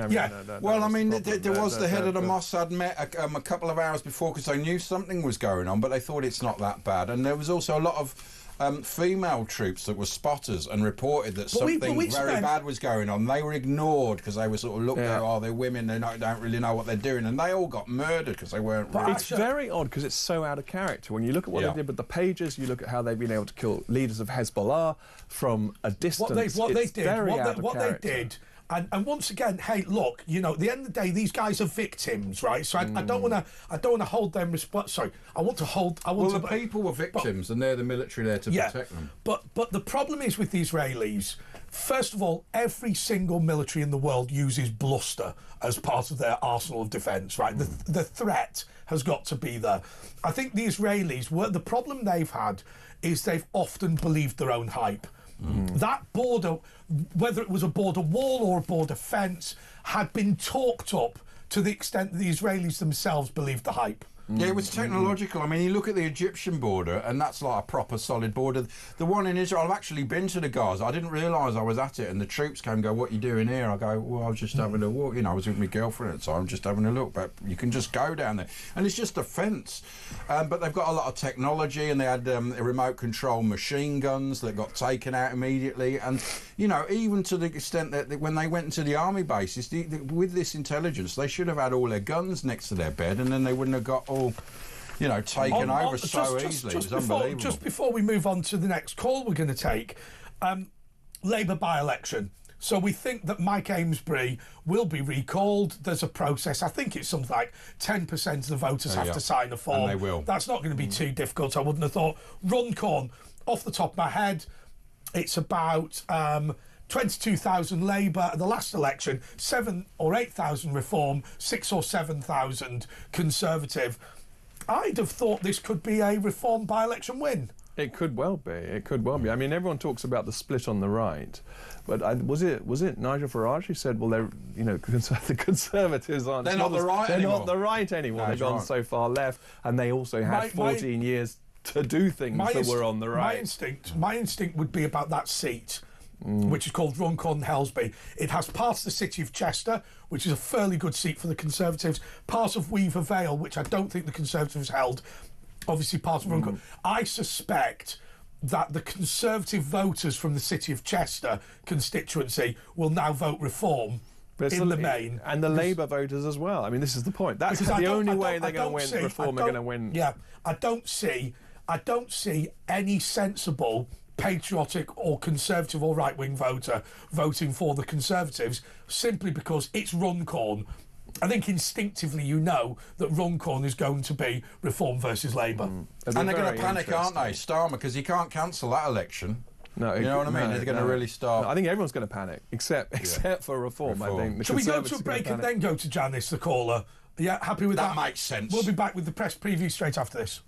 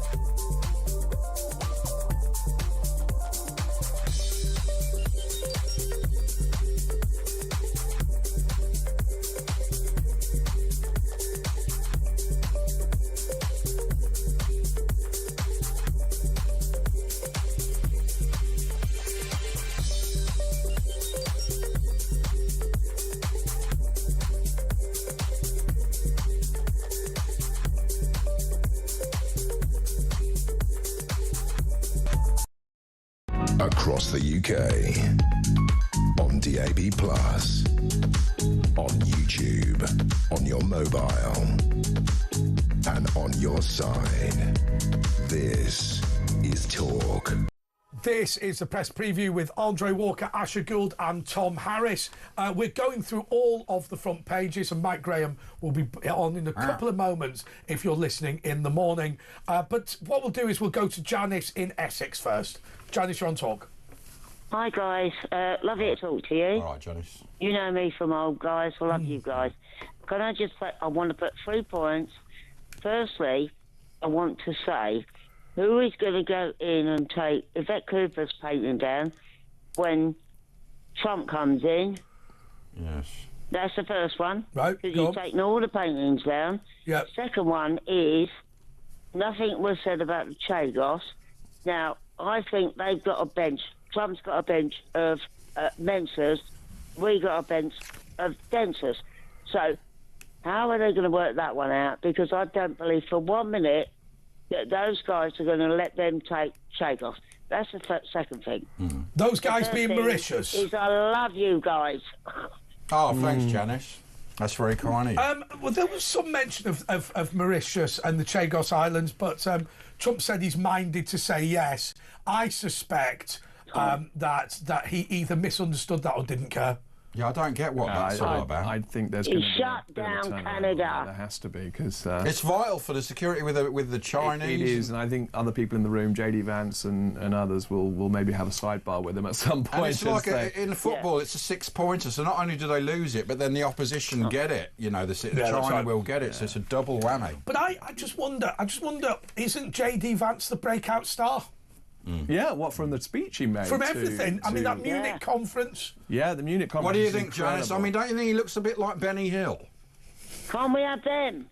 Yeah, you will do. You will do. He'll be the next president. The reason you've got to have J.D. Vance is because it's impossible to run again for Trump. Yeah, Trump. Not according to Robert De Niro. It's going to be Trump forever. But it's J.D. Vance. It felt like that in the studio. He's not definitely the Republican candidate, is he? He's obviously the favourite in 2028. He's not automatically. It's not an automatic process. I suspect because J.D. Vance is. Can I say one thing, please? Oh, all right then. Next time you see Nigel Farage, can you tell him to come back to Clacton because we never see him? Yeah, well, he's busy. He's making That's Clacton big, interesting. That's interesting. Janice, so are you from Clacton? The floor is yours. Yeah, of course I am. Go for it. I spoke to you before. You told me it was an asshole. But he's putting Clacton on the map. Trump knows about Clacton. It's a great place now, so he's put you on the world map. So hang on a second. This is we've talked about our political system recently. I mean, presumably Nigel Farage doesn't go to Clacton very often. What? I don't know. Apparently he does do surgeries though. He does meet them. I've got to be honest. He really gets a hard time down here. Why don't you try and book a surgery with him, you local MP? Because I've heard he does do them. Because he's a bit scared of coming here now. Because but he does it on Zoom, doesn't he? Milkshake's flown over him. Well, yeah, he's right, and that's caused by the left. You know. I'll tell you what I say. I say that people who I offered to help. I phoned his office. I offered to help go and put leaflets out. Did I get a call back? Okay. No. Well, I personally think the milkshake thing, I genuinely think that we should prosecute people under the Terrorism Act. I think the veto of one, it doesn't matter whether it's Semtex or he did milkshake. Well yesterday. Sorry? In the House of Commons, he bloody did well. He shouted out. But I think, people like that guy on the other radio station who called it the Farage riots, they are inciting people. You know what I mean? They're inciting, as Farage said. As well as I do. We need somebody to come in and shake this country up. I agree before with it goes down the Swanee. I agree with that. I agree with that. Well, I'll tell you one thing that Farage did do for Clacton. I'm on the committee of the only private members club that dines in the Palace of Westminster for ordinary people. Oh, are you? I am. Can you get me a How do you get onto all these things? No, I'm afraid not, Alice, no. And so what we do, in order to avoid being dodgy in any way whatsoever, the people that speak at our dinners, we do a raffle off-site because you're not allowed to fundraise in the building, and we give all the proceeds to you, but you have to give it to your local scout troop to do something. And apparently one of the scout troops in Clacton, the scout hut's roof had fallen in. Farage received a phone call to say... It's mine. Is it? It's mine. Well, my private members club is paying for a new roof. Have you not been getting your cut piece of the pie? There you go. Well, do you know what? I've got to say I love you guys, mate. All right, thank you very much. I'll get you on the internet, and I'll tell you now, I'll be dangerous on the internet. Me and my cat will be banged up. So I'm glad. Where do you watch us? Do you listen to us on the radio, or where do you? I know. We've had a conversation. So you're not even listening or watching us. You just phone in. I just phone in. How do you know that you like us then? Of course. I'm so grateful. I talk to intelligent people. So you don't ever watch us? I can't. So you just ring us like we're a mate. You just ring us like we're your I can't mate. get anything. The 22 Well, year old. you don't hear what we say about you when She's you've not gone. listening now, is she? What are you going to say about me behind Well, you won't know, will you? I love you guys. You should get the internet, Janice. It's great, the internet. No. Because I'm not convinced by the internet. I might say one thing, and I'll tell you now, they'll be all coming around here. The 5 police we got left, they bang me up. Have you got a YouTube machine? No, nothing. So how are you listening or watching us? I don't Answer the question. I think she just calls in. Do you actually listen to us? I've got no downstairs lighting. Right. No hot water. But I'll tell you what. Do you blame I've got a Farage for roof that? over my head. Janice, do I love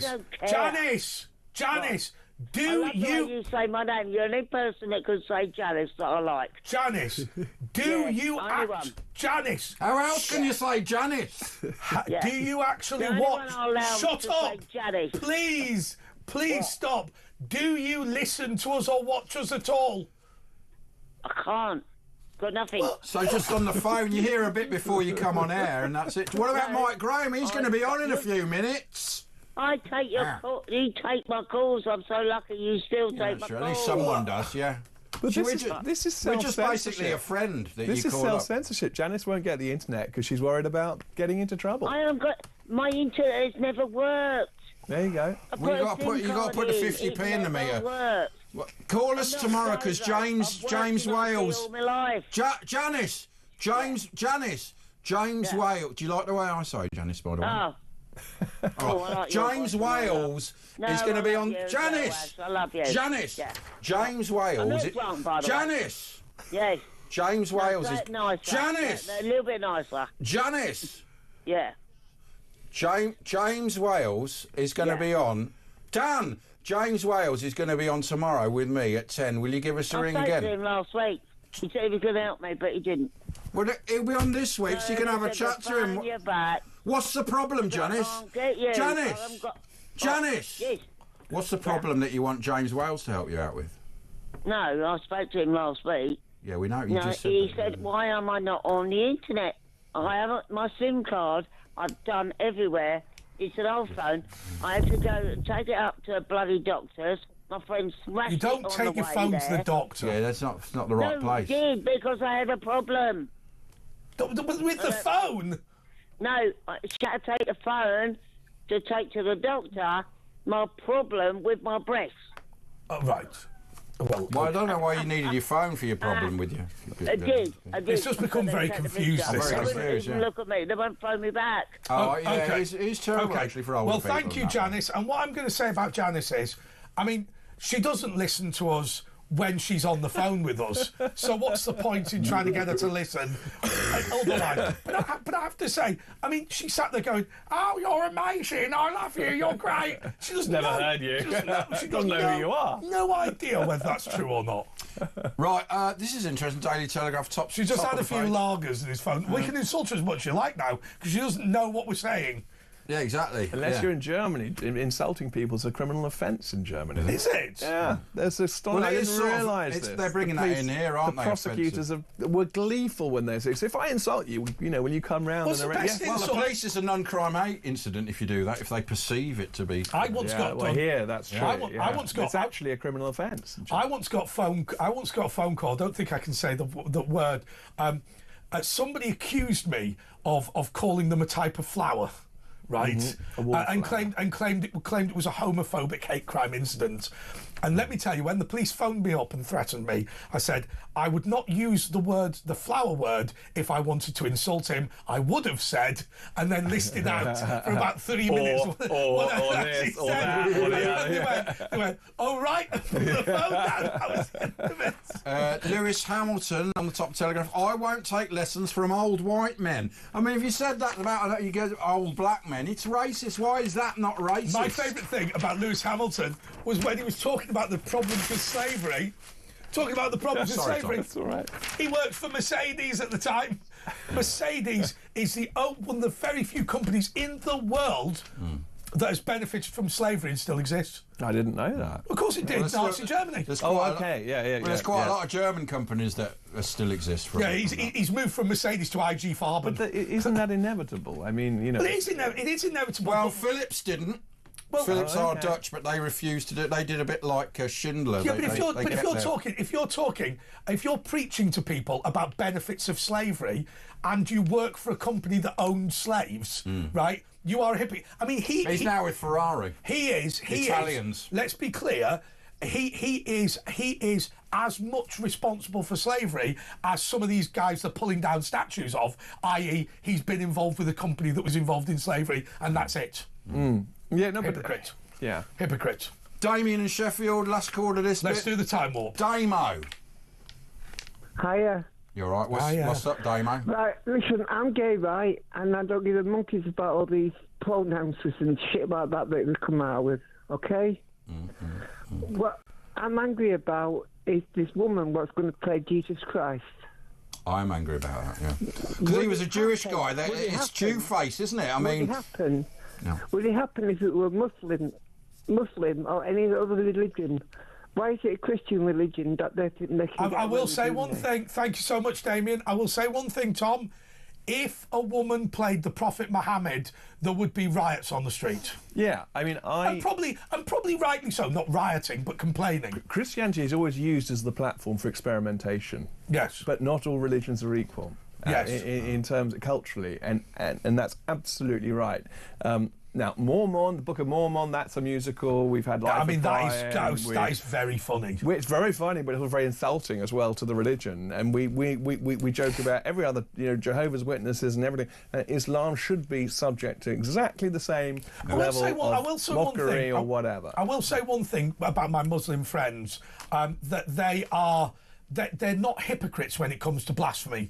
They believe that all blasphemy against Jewish prophets, Christian prophets, Muslim prophets should all be illegal, and the state should enforce they don't want pictures of Jesus, do they? They don't kick off quite about that. Because because it's Orthodox Christian belief to say that Jesus Christ died. But that's blasphemy in Islam because he never died. So I think you end up with these contradictions. Okay, we're going to say goodbye and put you over to Mike Graham. Yeah. Okay. Join me for breakfast this morning in a couple of minutes. That is the breakfast show dispensed with. Are you going to stay for some calls, Tom? I don't know. You're welcome to. Yeah, stay, man. Are we still on? It's up to you. Yes, we are. Yeah, are we still on? Yeah, you're still on. Normally you ask that question in the break. 03444991000. Phone up even if you never listen to us and don't know who we are, like Janice. I don't know how that's possible. How did she even know how to phone us? It's amazing. It raises more questions than it answers. Okay, you can follow me on YouTube, which is Andre Walker, at Virtual Ash. At Andre JP Walker on Twitter. And Tom. freespeechunion.org. Yeah. Okay, I want you all to join the freespeechunion.org because it's only £5 a month and it's protecting freedom in the face of a significant amount of tyranny. Even the Vice President of the United States of America was complaining. By the way, that's the product placement that I'm allowed to do, so I always do it. And I will tell you the sign there is completely wrong. Back in a mo.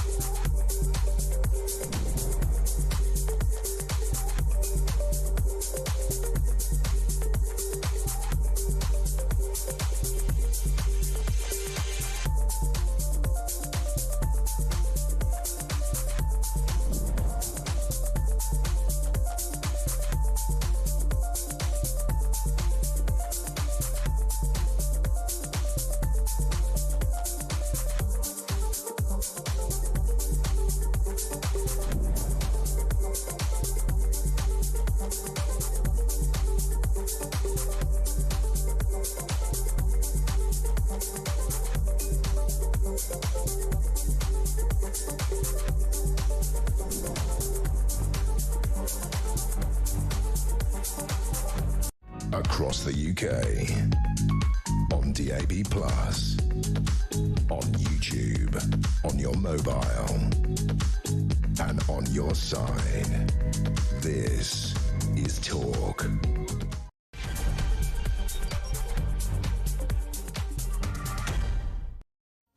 Okay, I'll tell you what we should do then, right? So let's get this straight. Yeah. There's an item for me on the 10th floor. What is it? Right, why don't we get Matt to not answer calls for it? Oh, that's going to be difficult, isn't it? Right. Why don't can't we go and get this locker opened on the 10th floor? What is this locker system that they have?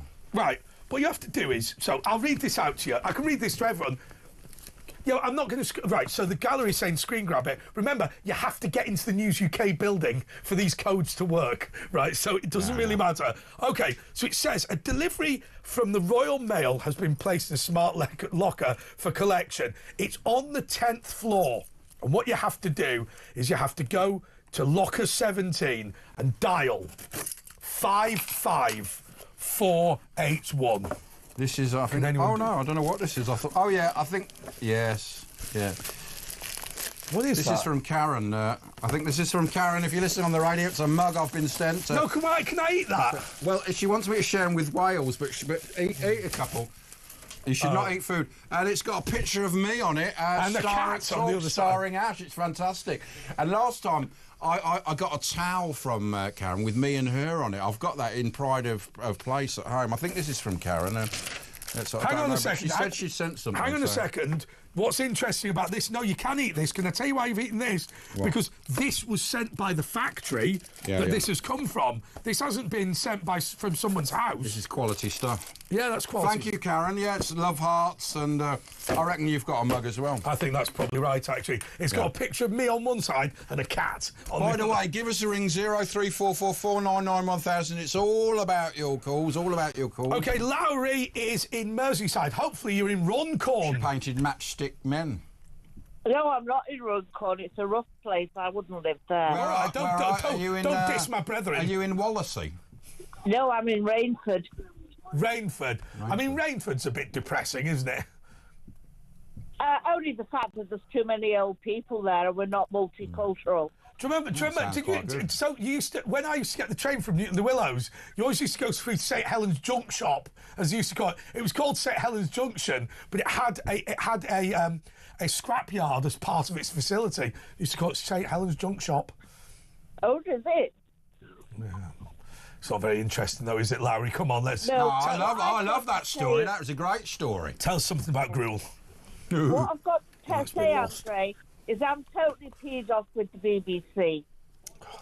Yeah. Well, we all are. I feel very angry about what's happened with the Gaza thing. But there's one way of getting some money back out of the beef, and that's to give us old-age pensioners all a free licence to say sorry. Yeah.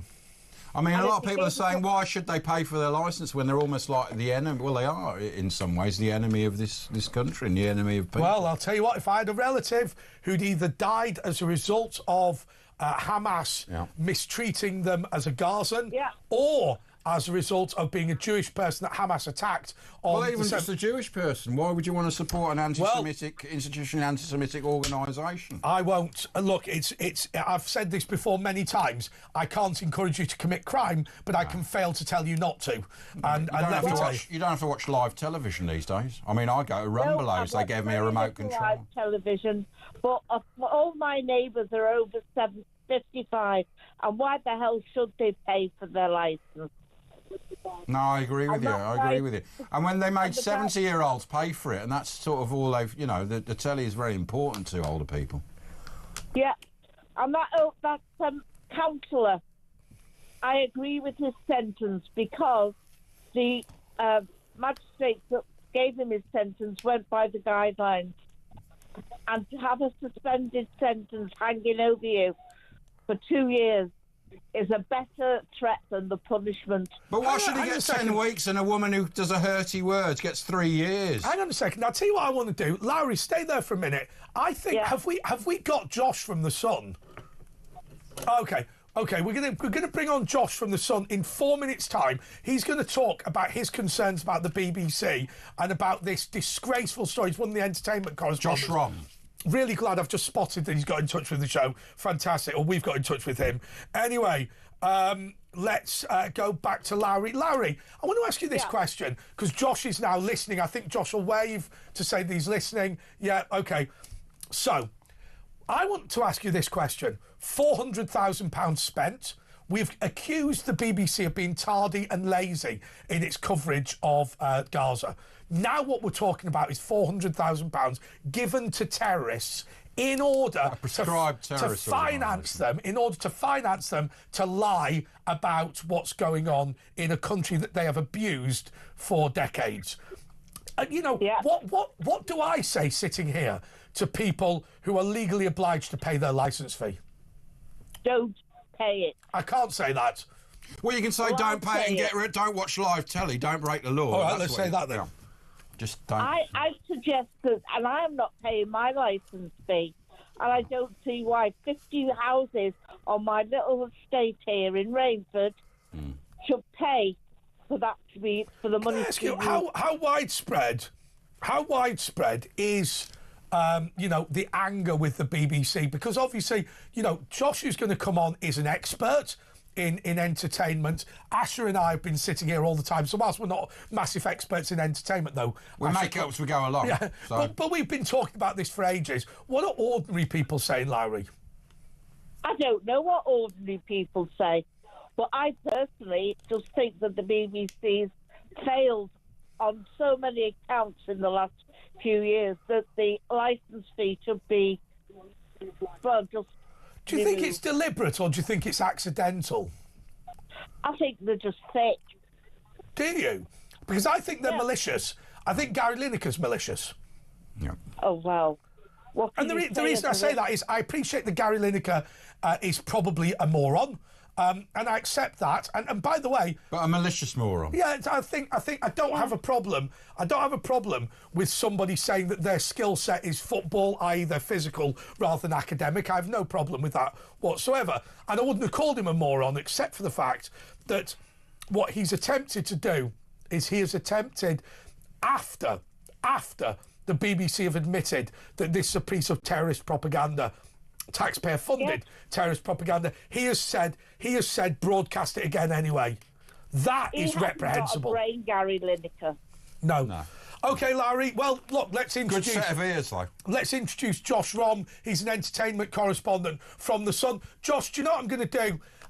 Look, this story, you've been all over it and The Sun's been talking about it. The floor is yours, Josh. Tell us about the BBC. I mean, I want to first and foremost say congratulations to Talk for actually being one of the only mainstream outlets out there to actually properly cover this story and give it the airtime that it deserves. I know The Sun have been doing it as well. A Place in Paddington has also been doing it as well. But I think this is a national scandal. I think that this is one of the most shameful days in British journalism. The fact that our state broadcaster has effectively admitted that they've given money to relatives of terrorists, that is utterly disgraceful. And, you were talking about Gary Lineker. Shame on Gary Lineker. Shame on Miriam Margolyes. Because the thing is, right... Ken Loach as well. The lot of... Listen, the lot... They're always the same people. Listen, and Ash, I know you love to talk about this and you get very passionate about this, but let's just, Sorry, Josh. When it comes to the pro-Israel side of things, we often, I've fully admitted, I've said this publicly on social media, I'm no fan of Netanyahu, I hate Ben Gvir, I hate Smotrich. They do not stand for mainstream Zionism, which is effectively, even if you believe in a two-state solution, it means you're a Zionist. the fact of the matter is we can see nuances. Some of these people, those 500 people that signed this letter to the BBC, they are so blind by this blind devotion to anything pro-Palestinian that they cannot see, and that they will not see the different nuances of this conflict, of this complicated conflict that has been going on for 4 decades, to the point now where it's very clear Gary Lineker has inadvertently exposed himself as a Hamas supporter. Because the thing is, let's not forget, when it comes to Gaza, everything that is released from Gaza goes through Hamas. Every single piece of footage, they have full editorial control of what comes out of Gaza. I think, yes, there are reasons why Israel has banned journalists or doesn't allow journalists to cover the war over there, because it's dangerous. And Israel knows that actually journalists getting killed in a potential airstrike, which does just happen in warfare, it might be, unfortunately, that will not be a good look, no matter the context. Josh, I've got a couple of questions for you. And do you know what? I'll package a couple of them just to start with. So, look, I mean, I've had relatives who were convicted of terrorist offences. Admittedly, they were all dead long before I was born, in Northern Ireland. So does that prohibit me from commenting on the Northern Ireland dispute? And secondly, let me ask you this.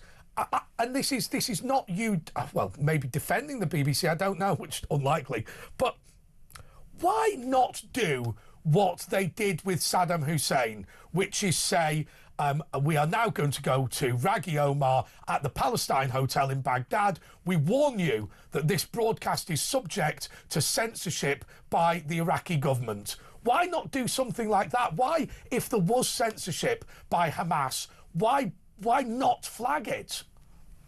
Well, the thing, two things. When it comes to you talking about the IRA, one, we've learned so much more. The conflict in Northern Ireland, when it comes to history, it's evolved.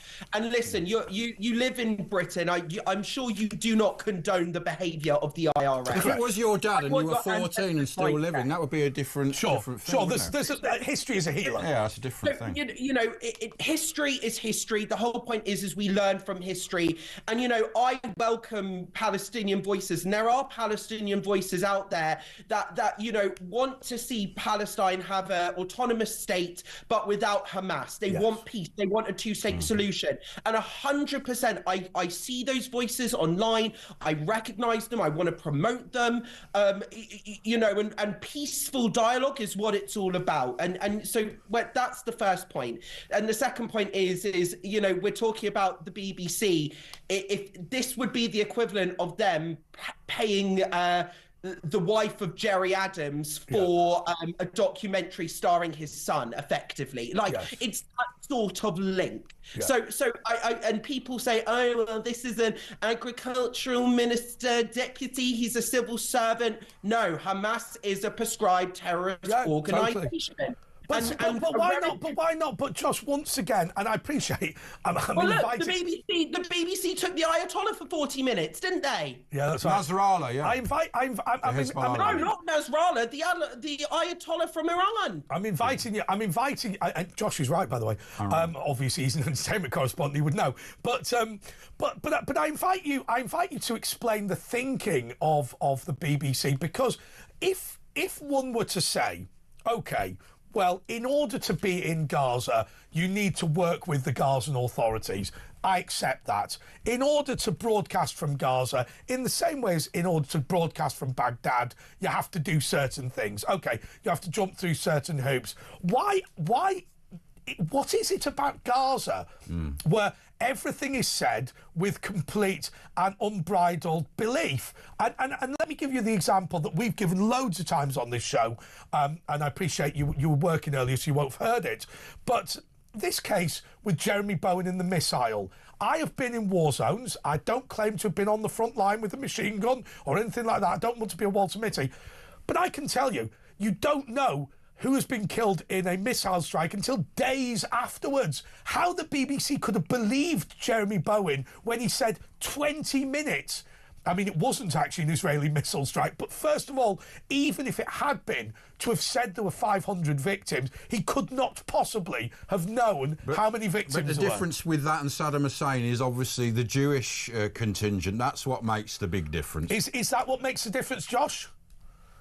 I mean, it certainly looks like, and I mean, I've heard stories from people with inside the BBC, from people that previously worked at the BBC that have implied that the organisation is institutionally anti-Semitic. It's why several Jews that I know have left the BBC is because of problems when it came to that.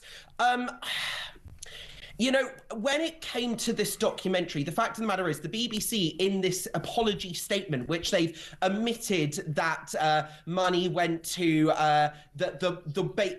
effectively the mother of the son of a Hamas official, effectively saying that license fee payer money has gone to direct relatives of somebody that is part of a terrorist group. £400,000, that's nearly a quarter of what Gary Lineker used to earn. But listen, the other thing, Josh, it doesn't make a difference how much they paid, as Kevin O'Sullivan said in the station earlier. Even if it was £5, that is £5 of licence fee payer money. It doesn't matter. Well, it's illegal. It's a criminal offence as well if it's down to a prescribed terror group. Hang on a second. Look, you're an entertainment correspondent, so explain this to me, right? Here's the bit I don't understand. I've worked in news for a long time, you know, particularly being a commentator and doing all that sort of thing. Right, if you appear in a documentary, and I've appeared in a couple, I think, I can't remember over the years, you get maybe a day rate of a couple of £100.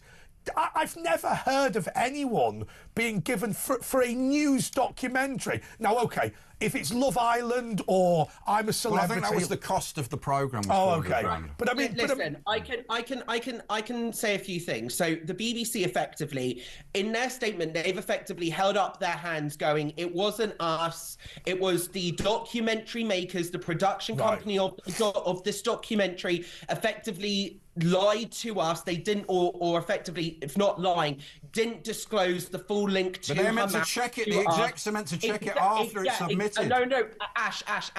As I said, I'm speaking, so I'm about to go on. Sorry, I've done it again, man. You jumped the gun a little bit. Yeah. Fine, passions run high. But the fact of the matter is, as you raised a very good point, Ash, is the fact of the matter is this was BBC's airtime. This wasn't the airtime of the production company. The buck ultimately stops with the BBC. This is their airtime. So, you know, they might not have paid this official directly. They paid the production company, and then the production company then paid the wife or the mother of the son of the Hamas official. And the BBC have said in their statement that they're going to want to see a full audit of the financial transactions and all of that stuff. But the fact of the matter is, it's exactly as you say, Ash. The buck stops at the BBC. The fact that the documentary airs on BBC airwaves means that it had to go through BBC compliance. And this is the thing. I think it did as well. I think they're lying when they said, we didn't realise. I've spoken to people that have made documentaries for the BBC before, and they have told me about the hoops that they had to jump through and all the different layers of management and all the back and forth that they had to do. The fact of the matter is, I cannot but the fact that David Collier found these links within an hour or two of the documentary airing, he didn't have to do a massive deep dive. He did a quick search. The fact of the matter is, it suggests that, one, at the very least, there is severe incompetence when it comes to compliance, when it comes to the BBC, or number two, the BBC, there were compliance issues raised within the organisation, and the organisation chose completely ignore it and run the documentary anyway. Those are the two kind of scenarios that we're kind of looking at. Well, Josh, I think incompetence or something more sinister there about hatred. Going, oh no, Jews are whatever. It doesn't matter. We're just going to air this. They've been getting away with it long enough. They thought they could get away with this. Well, Josh, I will tell you something. This is going to run on and on and on. Thank you so much for appearing on the show and talking to us. That's Josh Rom, who's a Sun entertainment correspondent. I want to say one thing to everybody. 0344 499 1000. I mean, look, he's not wrong in what he's saying. You know, a quick Google search by a journalist finds out these Hamas links. Within a couple of hours. Also, they would have asked to speak to his parents. You're not allowed to hire a child without going to the parents in law. So they would have obviously known. You're not allowed to hire a child without the parents' consent. The BBC have had problems with that in the past, haven't they? Yeah. So I've been facetious. More next.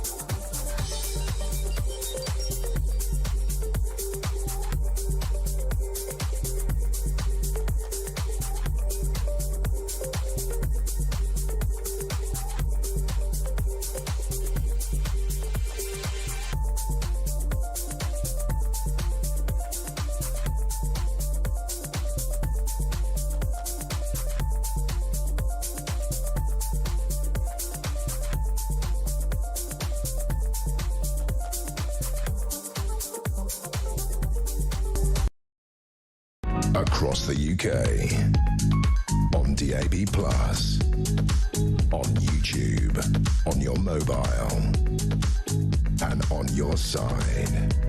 This is Talk. Yes, this is Talk. Let's go to Ken in London. Ken, you're on Talk. Good morning, gentlemen. Morning. Good morning. Morning.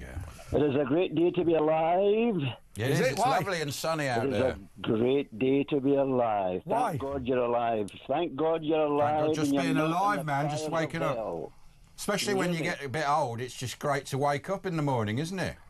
Listen, Naz, thank God you're alive and you're not in the burning lake of fire. I want the vast majority, vast majority of your viewers and listeners, including yourselves, you and Andre, are at this moment in time all on the highway to hell. I believe you are as well, Ken. And trust me, I love you, Ken, but I believe that the sinister beliefs that you hold and the bastardization of the Bible that you've committed will send you to hell.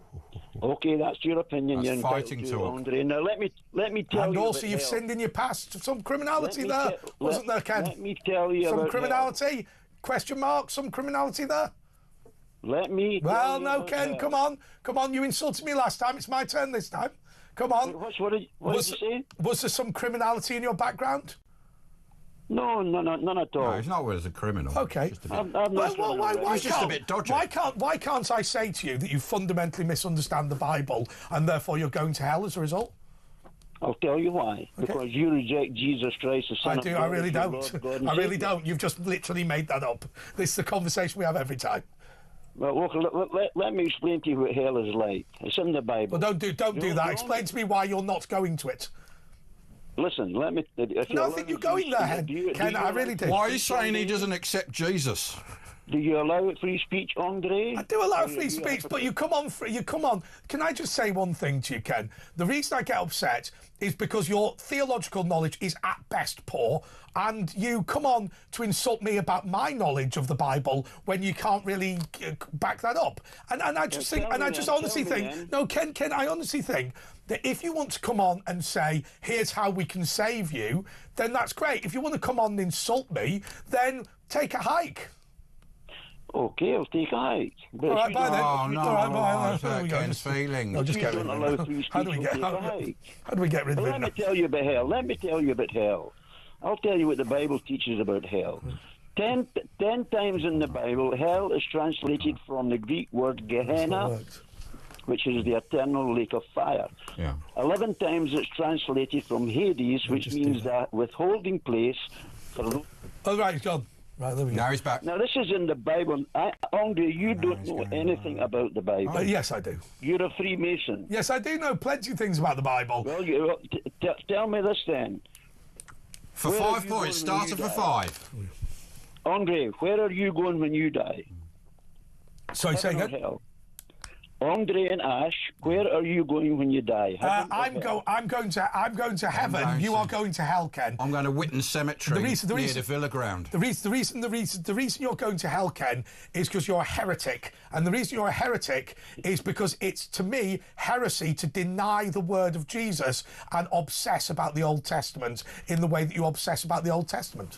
I'm talking about the New Testament. Okay, here, well, the New Testament, every single page says, don't get obsessed with the Old Testament. Testament too. Tonight, I encourage every one of you to read Luke chapter 16. And in Luke 16, Jesus himself tells us that every soul in hell can see, speak, hear, cry out for mercy, communicate with others, express their feelings, and even their concern for their loved ones on earth.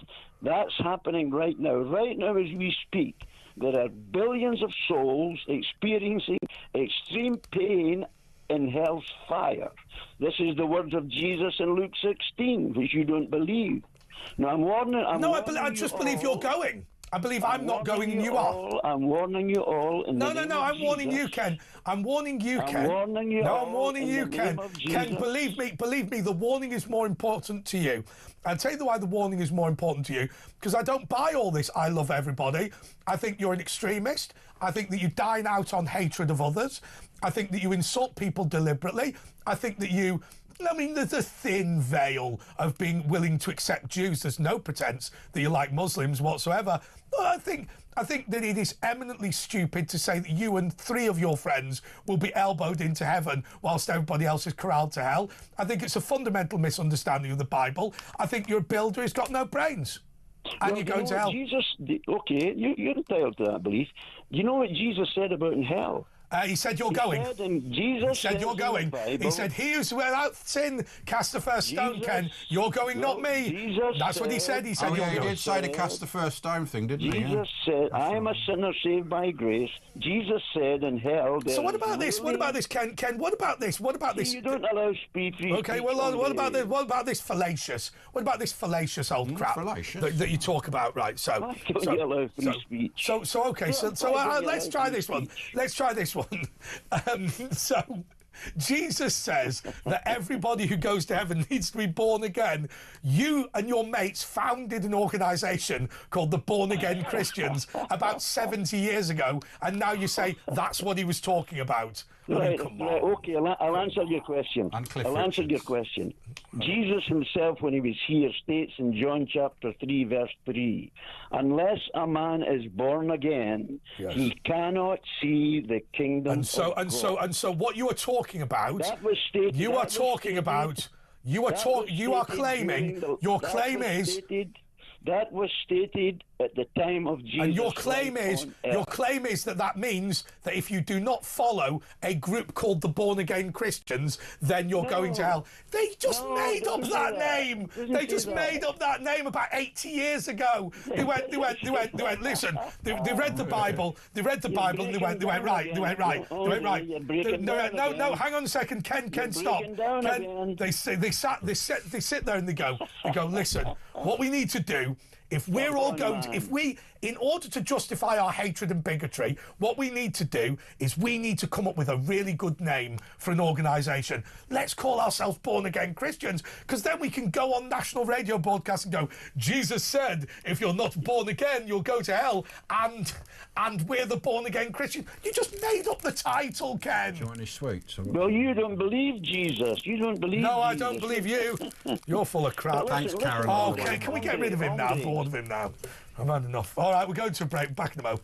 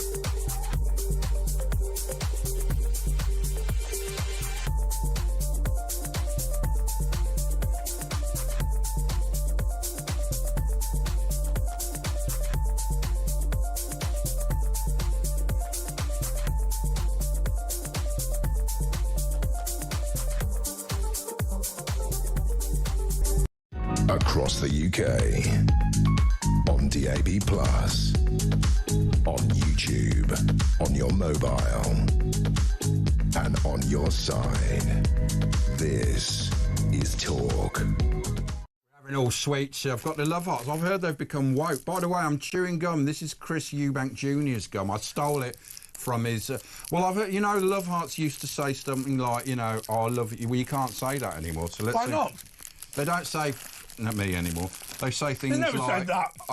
Just me. I don't even know what that means. And they say things like... well, let's go through all of them and have a look. You're loved. You see? This is very woke, that is. Not sexy. Be mine. Share love. Well, what's that all about? Be mine. Ever yours.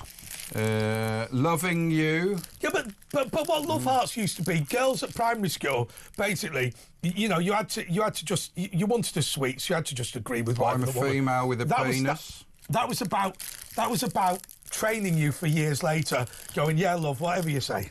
Right, okay. Dream big. Yeah, no, they're still called Love Hearts. Swizzlers here, they're still called Love Hearts. I've got American ones. They're still all right, the American ones. Still all right. So here's what I want to say. Look, the reason I get upset with Ken, very simply this, as I eat my sweets, it's because it is the job of you to have a relationship with your own God. As a member of the Low Church, you should know that. It's fundamentally up to you to do the right thing throughout your life and live by whatever religious text it is that you want to do.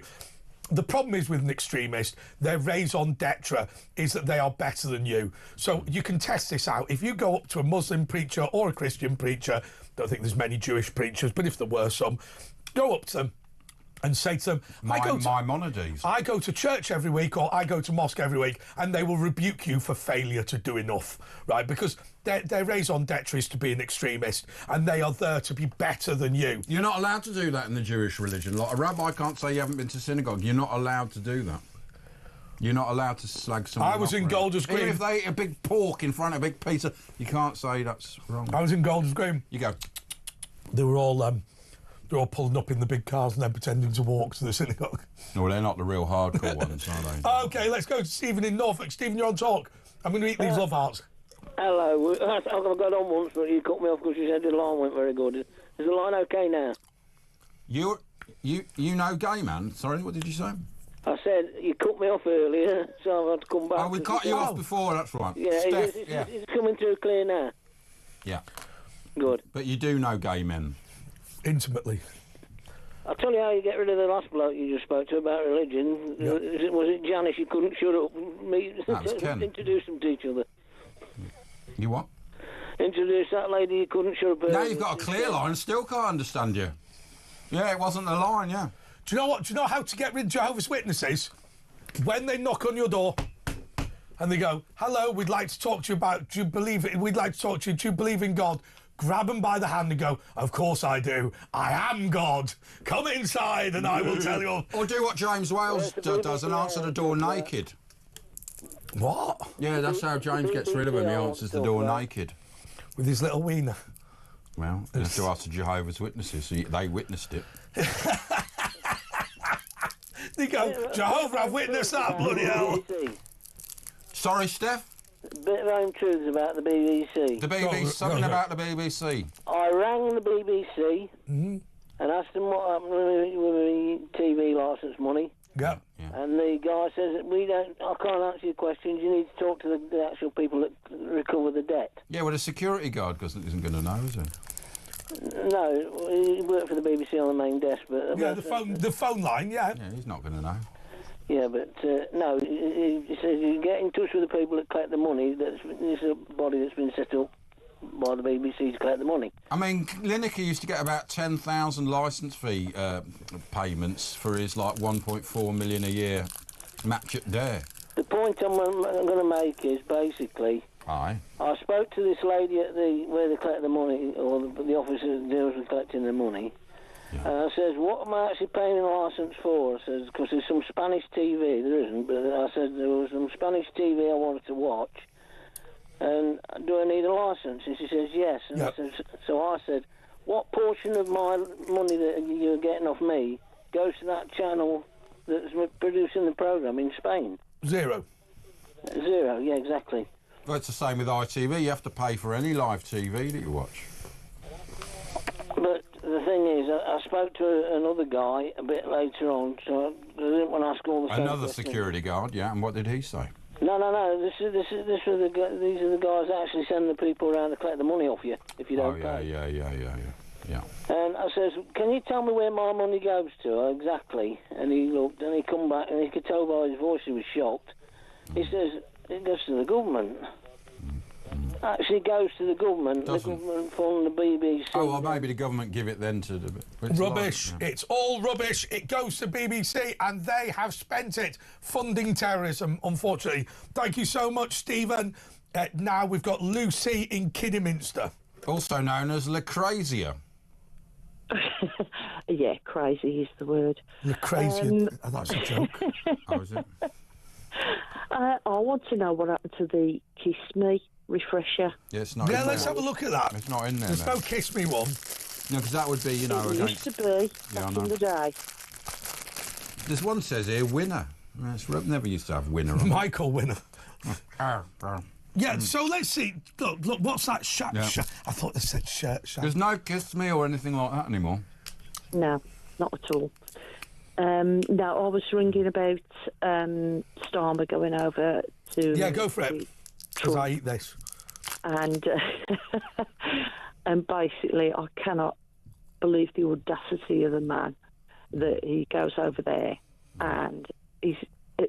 with the way he is, and he goes and gives him an envelope from the king, and he puts his hands on his shoulder. Oh, it was embarrassing. I mean, Trump wouldn't have liked that. Buddies.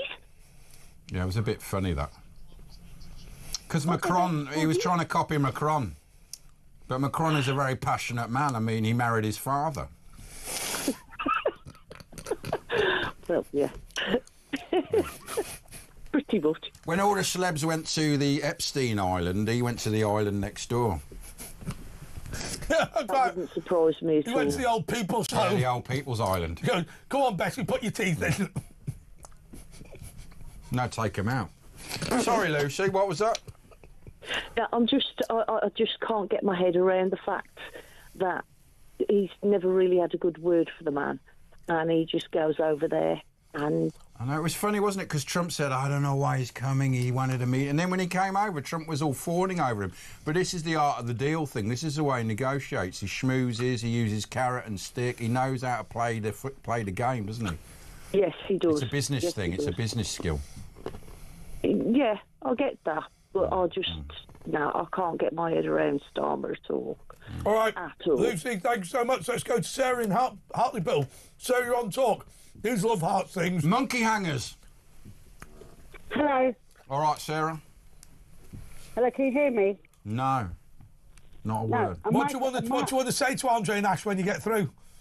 I want to say to them, right, at the end, we should be united with America. At the, Ukraine, we have a lot of Jewish people. We've got a lot of Jewish people that have brought a lot to this country, and a lot of people that from the Second World War that brought a lot to this country, and have done so much. And you took them all out of this country, we wouldn't have a country. Okay, do us a favour. We're just going to put you on hold, and then you'll hear Andre and Ash. You're on hold to speak to Andre and Ash. Please brace yourself. Press 1 if you want to argue with Andre. Press 2 if you want to argue with Ash. Press 3 if you want to leave a message after the tone. Boop. What? Hi, Sarah in Hartlepool. You're on the talk. Hello, Sarah. Who am I speaking to? Andre and Ash. Hello? Hello. What did you want to say? Andre, it's Sarah. Oh, great, OK. She's much clearer now. Thank you. Sorry, it's just our production team are not very good today. They keep using this on-hold music. No, you've got someone else on hold. But what I'm saying is positive. And I'm actually speaking from the truth because, you know, my parents are Hindu. We don't go around practicing and preaching and recruiting like Jewish people don't do that, you know. And we're peaceful people. You know, we're just here, you know, everyone just gets on with each other and, you know, and we teach our kids right from wrong. Absolutely right. She's much better when she's on air, isn't she? No, right from wrong. And Trump, actually, he's just a manipulator and he's a charmer. He's just like a business. And you know what, he makes me laugh because people just don't get him. And I get him 100%. But do you not think, you know, he is a manipulator and he is a liar, but he's honest. He's honest. An honest liar. That's what Boris was as well. But he's not actually lying. He's telling you to your face, I will flannel. Hang on a second. He says, I will flannel you in order to get the best possible deal. No, but I would do the same thing. So would I? I would do exactly the same thing. I wouldn't take no enemies. If you don't like it, I'm the President of the United States. Don't shove it. Don't stick it up your ass. OK, Sarah, thank you so much. That's Sarah in Hartlepool. I love this. Hi, Andre and Ash. I invited a Jehovah's Witness into my house after he'd knocked at my door. I sat him down, I made him a cup of tea, and I said, right, what is it that you've got to say to me? He looked at me in silence for a minute and said, I can't remember. I've never made it this far before. Yeah. That is from Tony. We'll be back in a moment.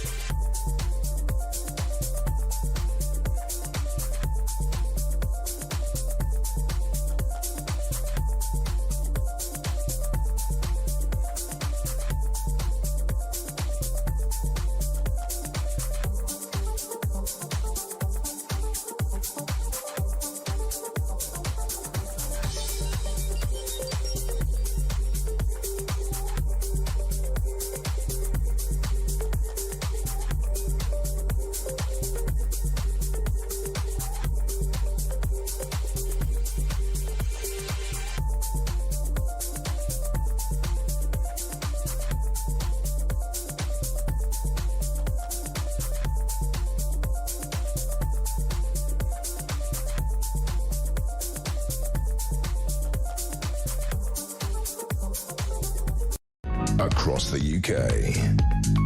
On DAB+. On YouTube. On your mobile. And on your side. This is Talk. Yes, this is Talk. Let's go to Margaret in Bedford. Margaret, you're on Talk. Our American correspondent. Yeah, hello, gentlemen. Yeah, Hi, I have a question, but before that, I just want a little quick story. And that when my mother was a bona fide Christian, she was very, very religious in that. And I can remember as a young child that 2 Jehovah's Witness women came to our door, and she let them in. She let them in, and they came and they stayed for about an hour. She was talking to them, and going on and on. In the end, they joined her church. Whoa! She convinced them to join her church. I was just a little girl, and I can still remember that. They used to come to our synagogue. I remember back in the 70s, there was a lovely family of... do you want some more Swizzlers? There was a lovely family of Jehovah's Witnesses who used to come to the synagogue for some reason. I think there was some reason there was a link there or something. I remember the story about the Jehovah's Witnesses who did somebody for harassment because he kept banging on their door during church services, demanding to talk to them about Jesus. And in the end, they did him for being irritating. Is that Ken? Okay, I just You're going to hell, Ash! You're going to hell with all the Muslims. With all the Muslims. You're going to accept Jesus. Sorry, Margaret. Can I just ask a quick question about the BBC? Are there going to be any repercussions because of this Hamas documentary? Are they going to get away with it? They already are, sort of, because people are investigating. It's already come out today with the Telegraph that they've been paying the Taliban to get access in there. They'll apologise. They'll apologise, yeah. And there has been some resignations today from some executives. Nobody important. So that's it. That's all they're going to suffer. Not really. No, what'll happen? There'll be some sacrificial lambs. What'll happen is there'll be big payoffs to people who are leaving anyway, all courtesy of your money. Yeah. There you go. Ugh. Yeah. Dear. Well, it's like look, the lawyers that defended Jimmy Savile, the PR people that defended Jimmy Savile, the executives who defended Jimmy Savile. Martin Bashir. We're all paid by the victims. Hey, by the way, I'll tell you something. I believe that Martin Bashir is responsible for the death of Princess Diana. Let me explain why. Well, yeah, there is a thing. Let me explain why. And I'm going to explain it really simply. So, right. Martin Bashir told Lord Spencer, told Earl Spencer, he showed him some bank statements from a servant of Earl Spencer's who had been suspected of leaking information about Princess Diana. Right, this person was not guilty, but Martin Bashir falsified some bank statements. We all remember that. But what he did was he made it look like a trust in, I think, the British Virgin Islands had paid this servant. Now, foreign payments from unregistered trusts are not going to come from News UK or Associated News or any of these people. That would be an intelligence service. Probably the British Intelligence Service.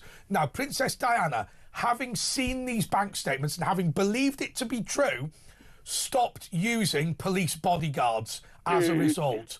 Then what happened was, in Paris, whatever happened, I think the royalty protection and an armoured vehicle with a backup vehicle would not have suffered that fatal traffic accident. Well, they would have had a proper driver as well. Proper driver. Not that bloke, yeah. So, Bashir, had Bashir not done what he did, she never would have sacked the police guards and she'd still be alive, in my view. And the other thing, and this is actually typical of the BBC, when Martin Bashir got the guy in the BBC to falsify these documents, he was a guy who used to make things for, TV shows.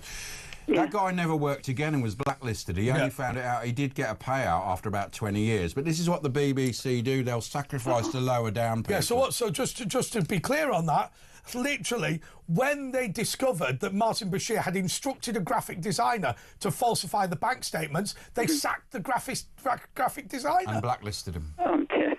I do remember about the bank statements, Horrendous. Unbelievable, yeah. So that's all we could expect, is it? Just, I think until the BBC is forced to be accountable, none of this matters. Yeah. And unfortunately, I can't legally tell you not to pay your TV licence. No, although I know that, yeah. Asher's got round that by saying just don't watch live TV. Anyway. Or iPlayer. Thank you so much, you're Margaret. right. Steve is in Walsall. Steve, you're on top. In the Black Country. Now the White Country. Hello, Andre. Hello, Country of colour, sorry. All right, Steve. Right, all right. How are you? Yeah, man. All right, man. What's up, man? What's going on, man? Anyway, this might sound silly to you, but 25 years ago, I bought a new car. That's how I know it was 25 years ago. And there's a programme on the television. It's come to me just lately. There were 4 scientists sitting around the table having a discussion about the weather. Yeah. And one topic came up that said that the way the rainforest throughout the world is being on destruction level. Yeah. They said in years to come, it'll alter the rainfall. There'll be winds, hurricanes, and everything else, and it's all come to fruition over 25 years. Yep. Yeah, but they blame global warming for that, don't they? Millions of acres of rainforest. It's part of the ecosystem of the planet. Oh, yeah. Mind you, it is difficult, Steve. It is difficult, Steve, for us to complain about destruction of forests and the natural environment. I mean, the United Kingdom is probably the country on Earth, well, maybe defeated by the Vatican City, which has the least natural environment of what it originally started with. We chopped all our trees down. That's why we're a green and present land. We used to be a forest. I mean, all these rainforests are the lungs of the planet. I mean, if you look at Cumbria. If you look at Cumbria and you go, wow, the Lake District, isn't it amazing? It's actually a barren wasteland with no trees. We chopped them down for buildings and ships and firewood. Yeah, but that was then. I mean, I'm on about it in the last, 100 No, I get that. I get that. I mean, it's not only in Brazil; it's all over the world. But that's real environmentalism. But Steve, you can't stop them. But Steve, you're a real environmentalist. You're saying let's plant as many trees as we can. Let's bring back as much nature as we can. I mean, these people who say the solution to all of this is to put up wind turbines that kill birds in order to obsess about carbon, because you're a pagan who's obsessed with earth work. Apparently they're going to paint them black now to save the birds. The thing is as well that the planet's being destroyed. I don't think there's a river in the world that's not polluted. You know, the rainforest is man-made. Don't believe the myth that that's all natural. It was man-made over about 100,000 years. What? Yeah, well, it's true. It's man-made. The rainforest? Yeah, the rainforest. I know it doesn't seem it, does it? But, yeah. The rainforest in Borneo is nearly all gone. All right, Steve, thanks so much. He's very confused orangutans. Kev is in Hull. Kevin is in Hull. Kev, you're on talk. Yeah. Andre, Ash, yeah, man. Lovely to talk to you. I think the show is great. Yeah, man. You're a right pair. You're a good pair. All I want to say is, and I know it's not about the topics of what's going on tonight, if you were split up by talkTV and money was no object, who would you have sat with you tonight? They can be dead or alive? Oh, no, they've got to be alive. Gillian Tailforth. Sorry? No, Gene Hackman. You can't have Gillian Tailforth, because of Gillian, yeah. James Wales. Tomorrow night he'll be on. No. If I could have anyone as a co-host, anyone in the world. Yes. Julia Hartley-Brewer. Yeah, no, she's a one-man. No, Mike Graham's a wanker. What about Stephen Fry? Stephen Fry. Stephen Fry is what stupid people think intelligent people are like. He's a stupid person's clever man. No, Dr. David Starkey. I love David Starkey. We've had him on the show, but he tells you, because pause when you interrupt. Only to you. I know, only to me. He's right to.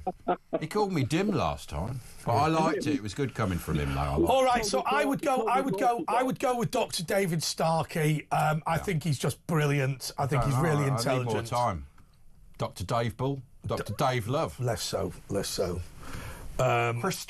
Christo Fufas, yeah. Hello, how are you? He's been suffering from gout for years, apparently. OK, Tristan is in Southend. Tristan, you're on talk. Last call of the night, Tristan. Make it count. Right, Andre, 2 points. I'll make them as quick as I can because I know you're short on time, and these are for Ken. I hope he enjoys them. Go for 'em. Radical Christians like Ken make me run a mile. When I was 21, my mum decided to have another baby. She went through months and months of IVF and went through hell. Unfortunately, my brother Josh was stillborn. I got talking to one of these happy, clappy Christians, and she said to me my brother was in hell because he couldn't give his life. Now, that would put anyone off. Horrible, It's horrible. It's horrible. It's your compassionate Christians like Andre who draw you to it. I am a Jew and proud of it. The second thing I'd like to say to Ken is, if he's ever used the NHS, he might like to thank the Freemasons because there's a damn good chance that on the quiet they funded or helped that hospital in some way. Yeah, and it's absolutely true, isn't it, Andre? I'm sorry, I'm sick of people like Ken coming on, ranting away, coming out with complete nonsense. I think where I object is that, you know, this whole idea of taking the Bible literally, which Jesus' message was absolutely do not do that. Yeah. Do not take it literally. And he complained. And if there was one thing, and to modern Jews today that Jesus rebuked, was the rule this, you know, kosher that, obsessed with something else. Yeah. And that, look, now some Jewish people take comfort in that. Jesus clearly thought it was a load of old tosh and needed to disappear. But what you tend to find with radical Christians is the bits that Jesus rebuked for being over the top, he who is without sin cast the first stone, is the bit they cite as evidence that they're right. It represents a fundamental misunderstanding of Christianity. Completely right. Fundamental misunderstanding. Andre, well done. Now, it has to be said that if a Jewish person came to me and said, somebody who's not kosher is going to hell, then, you know, I'd think to myself, well, OK, that's fair enough. There's been no Jewish prophet that's complained about kosher food. Exactly. Well, I tell you what, Andre, I eat bacon and I don't agree with halal or kosher slaughter. I was told by a rabbi that if a Jew gives another Jew unkosher meat and tells them it's kosher, they'll get reincarnated as a dog. Oh, my word.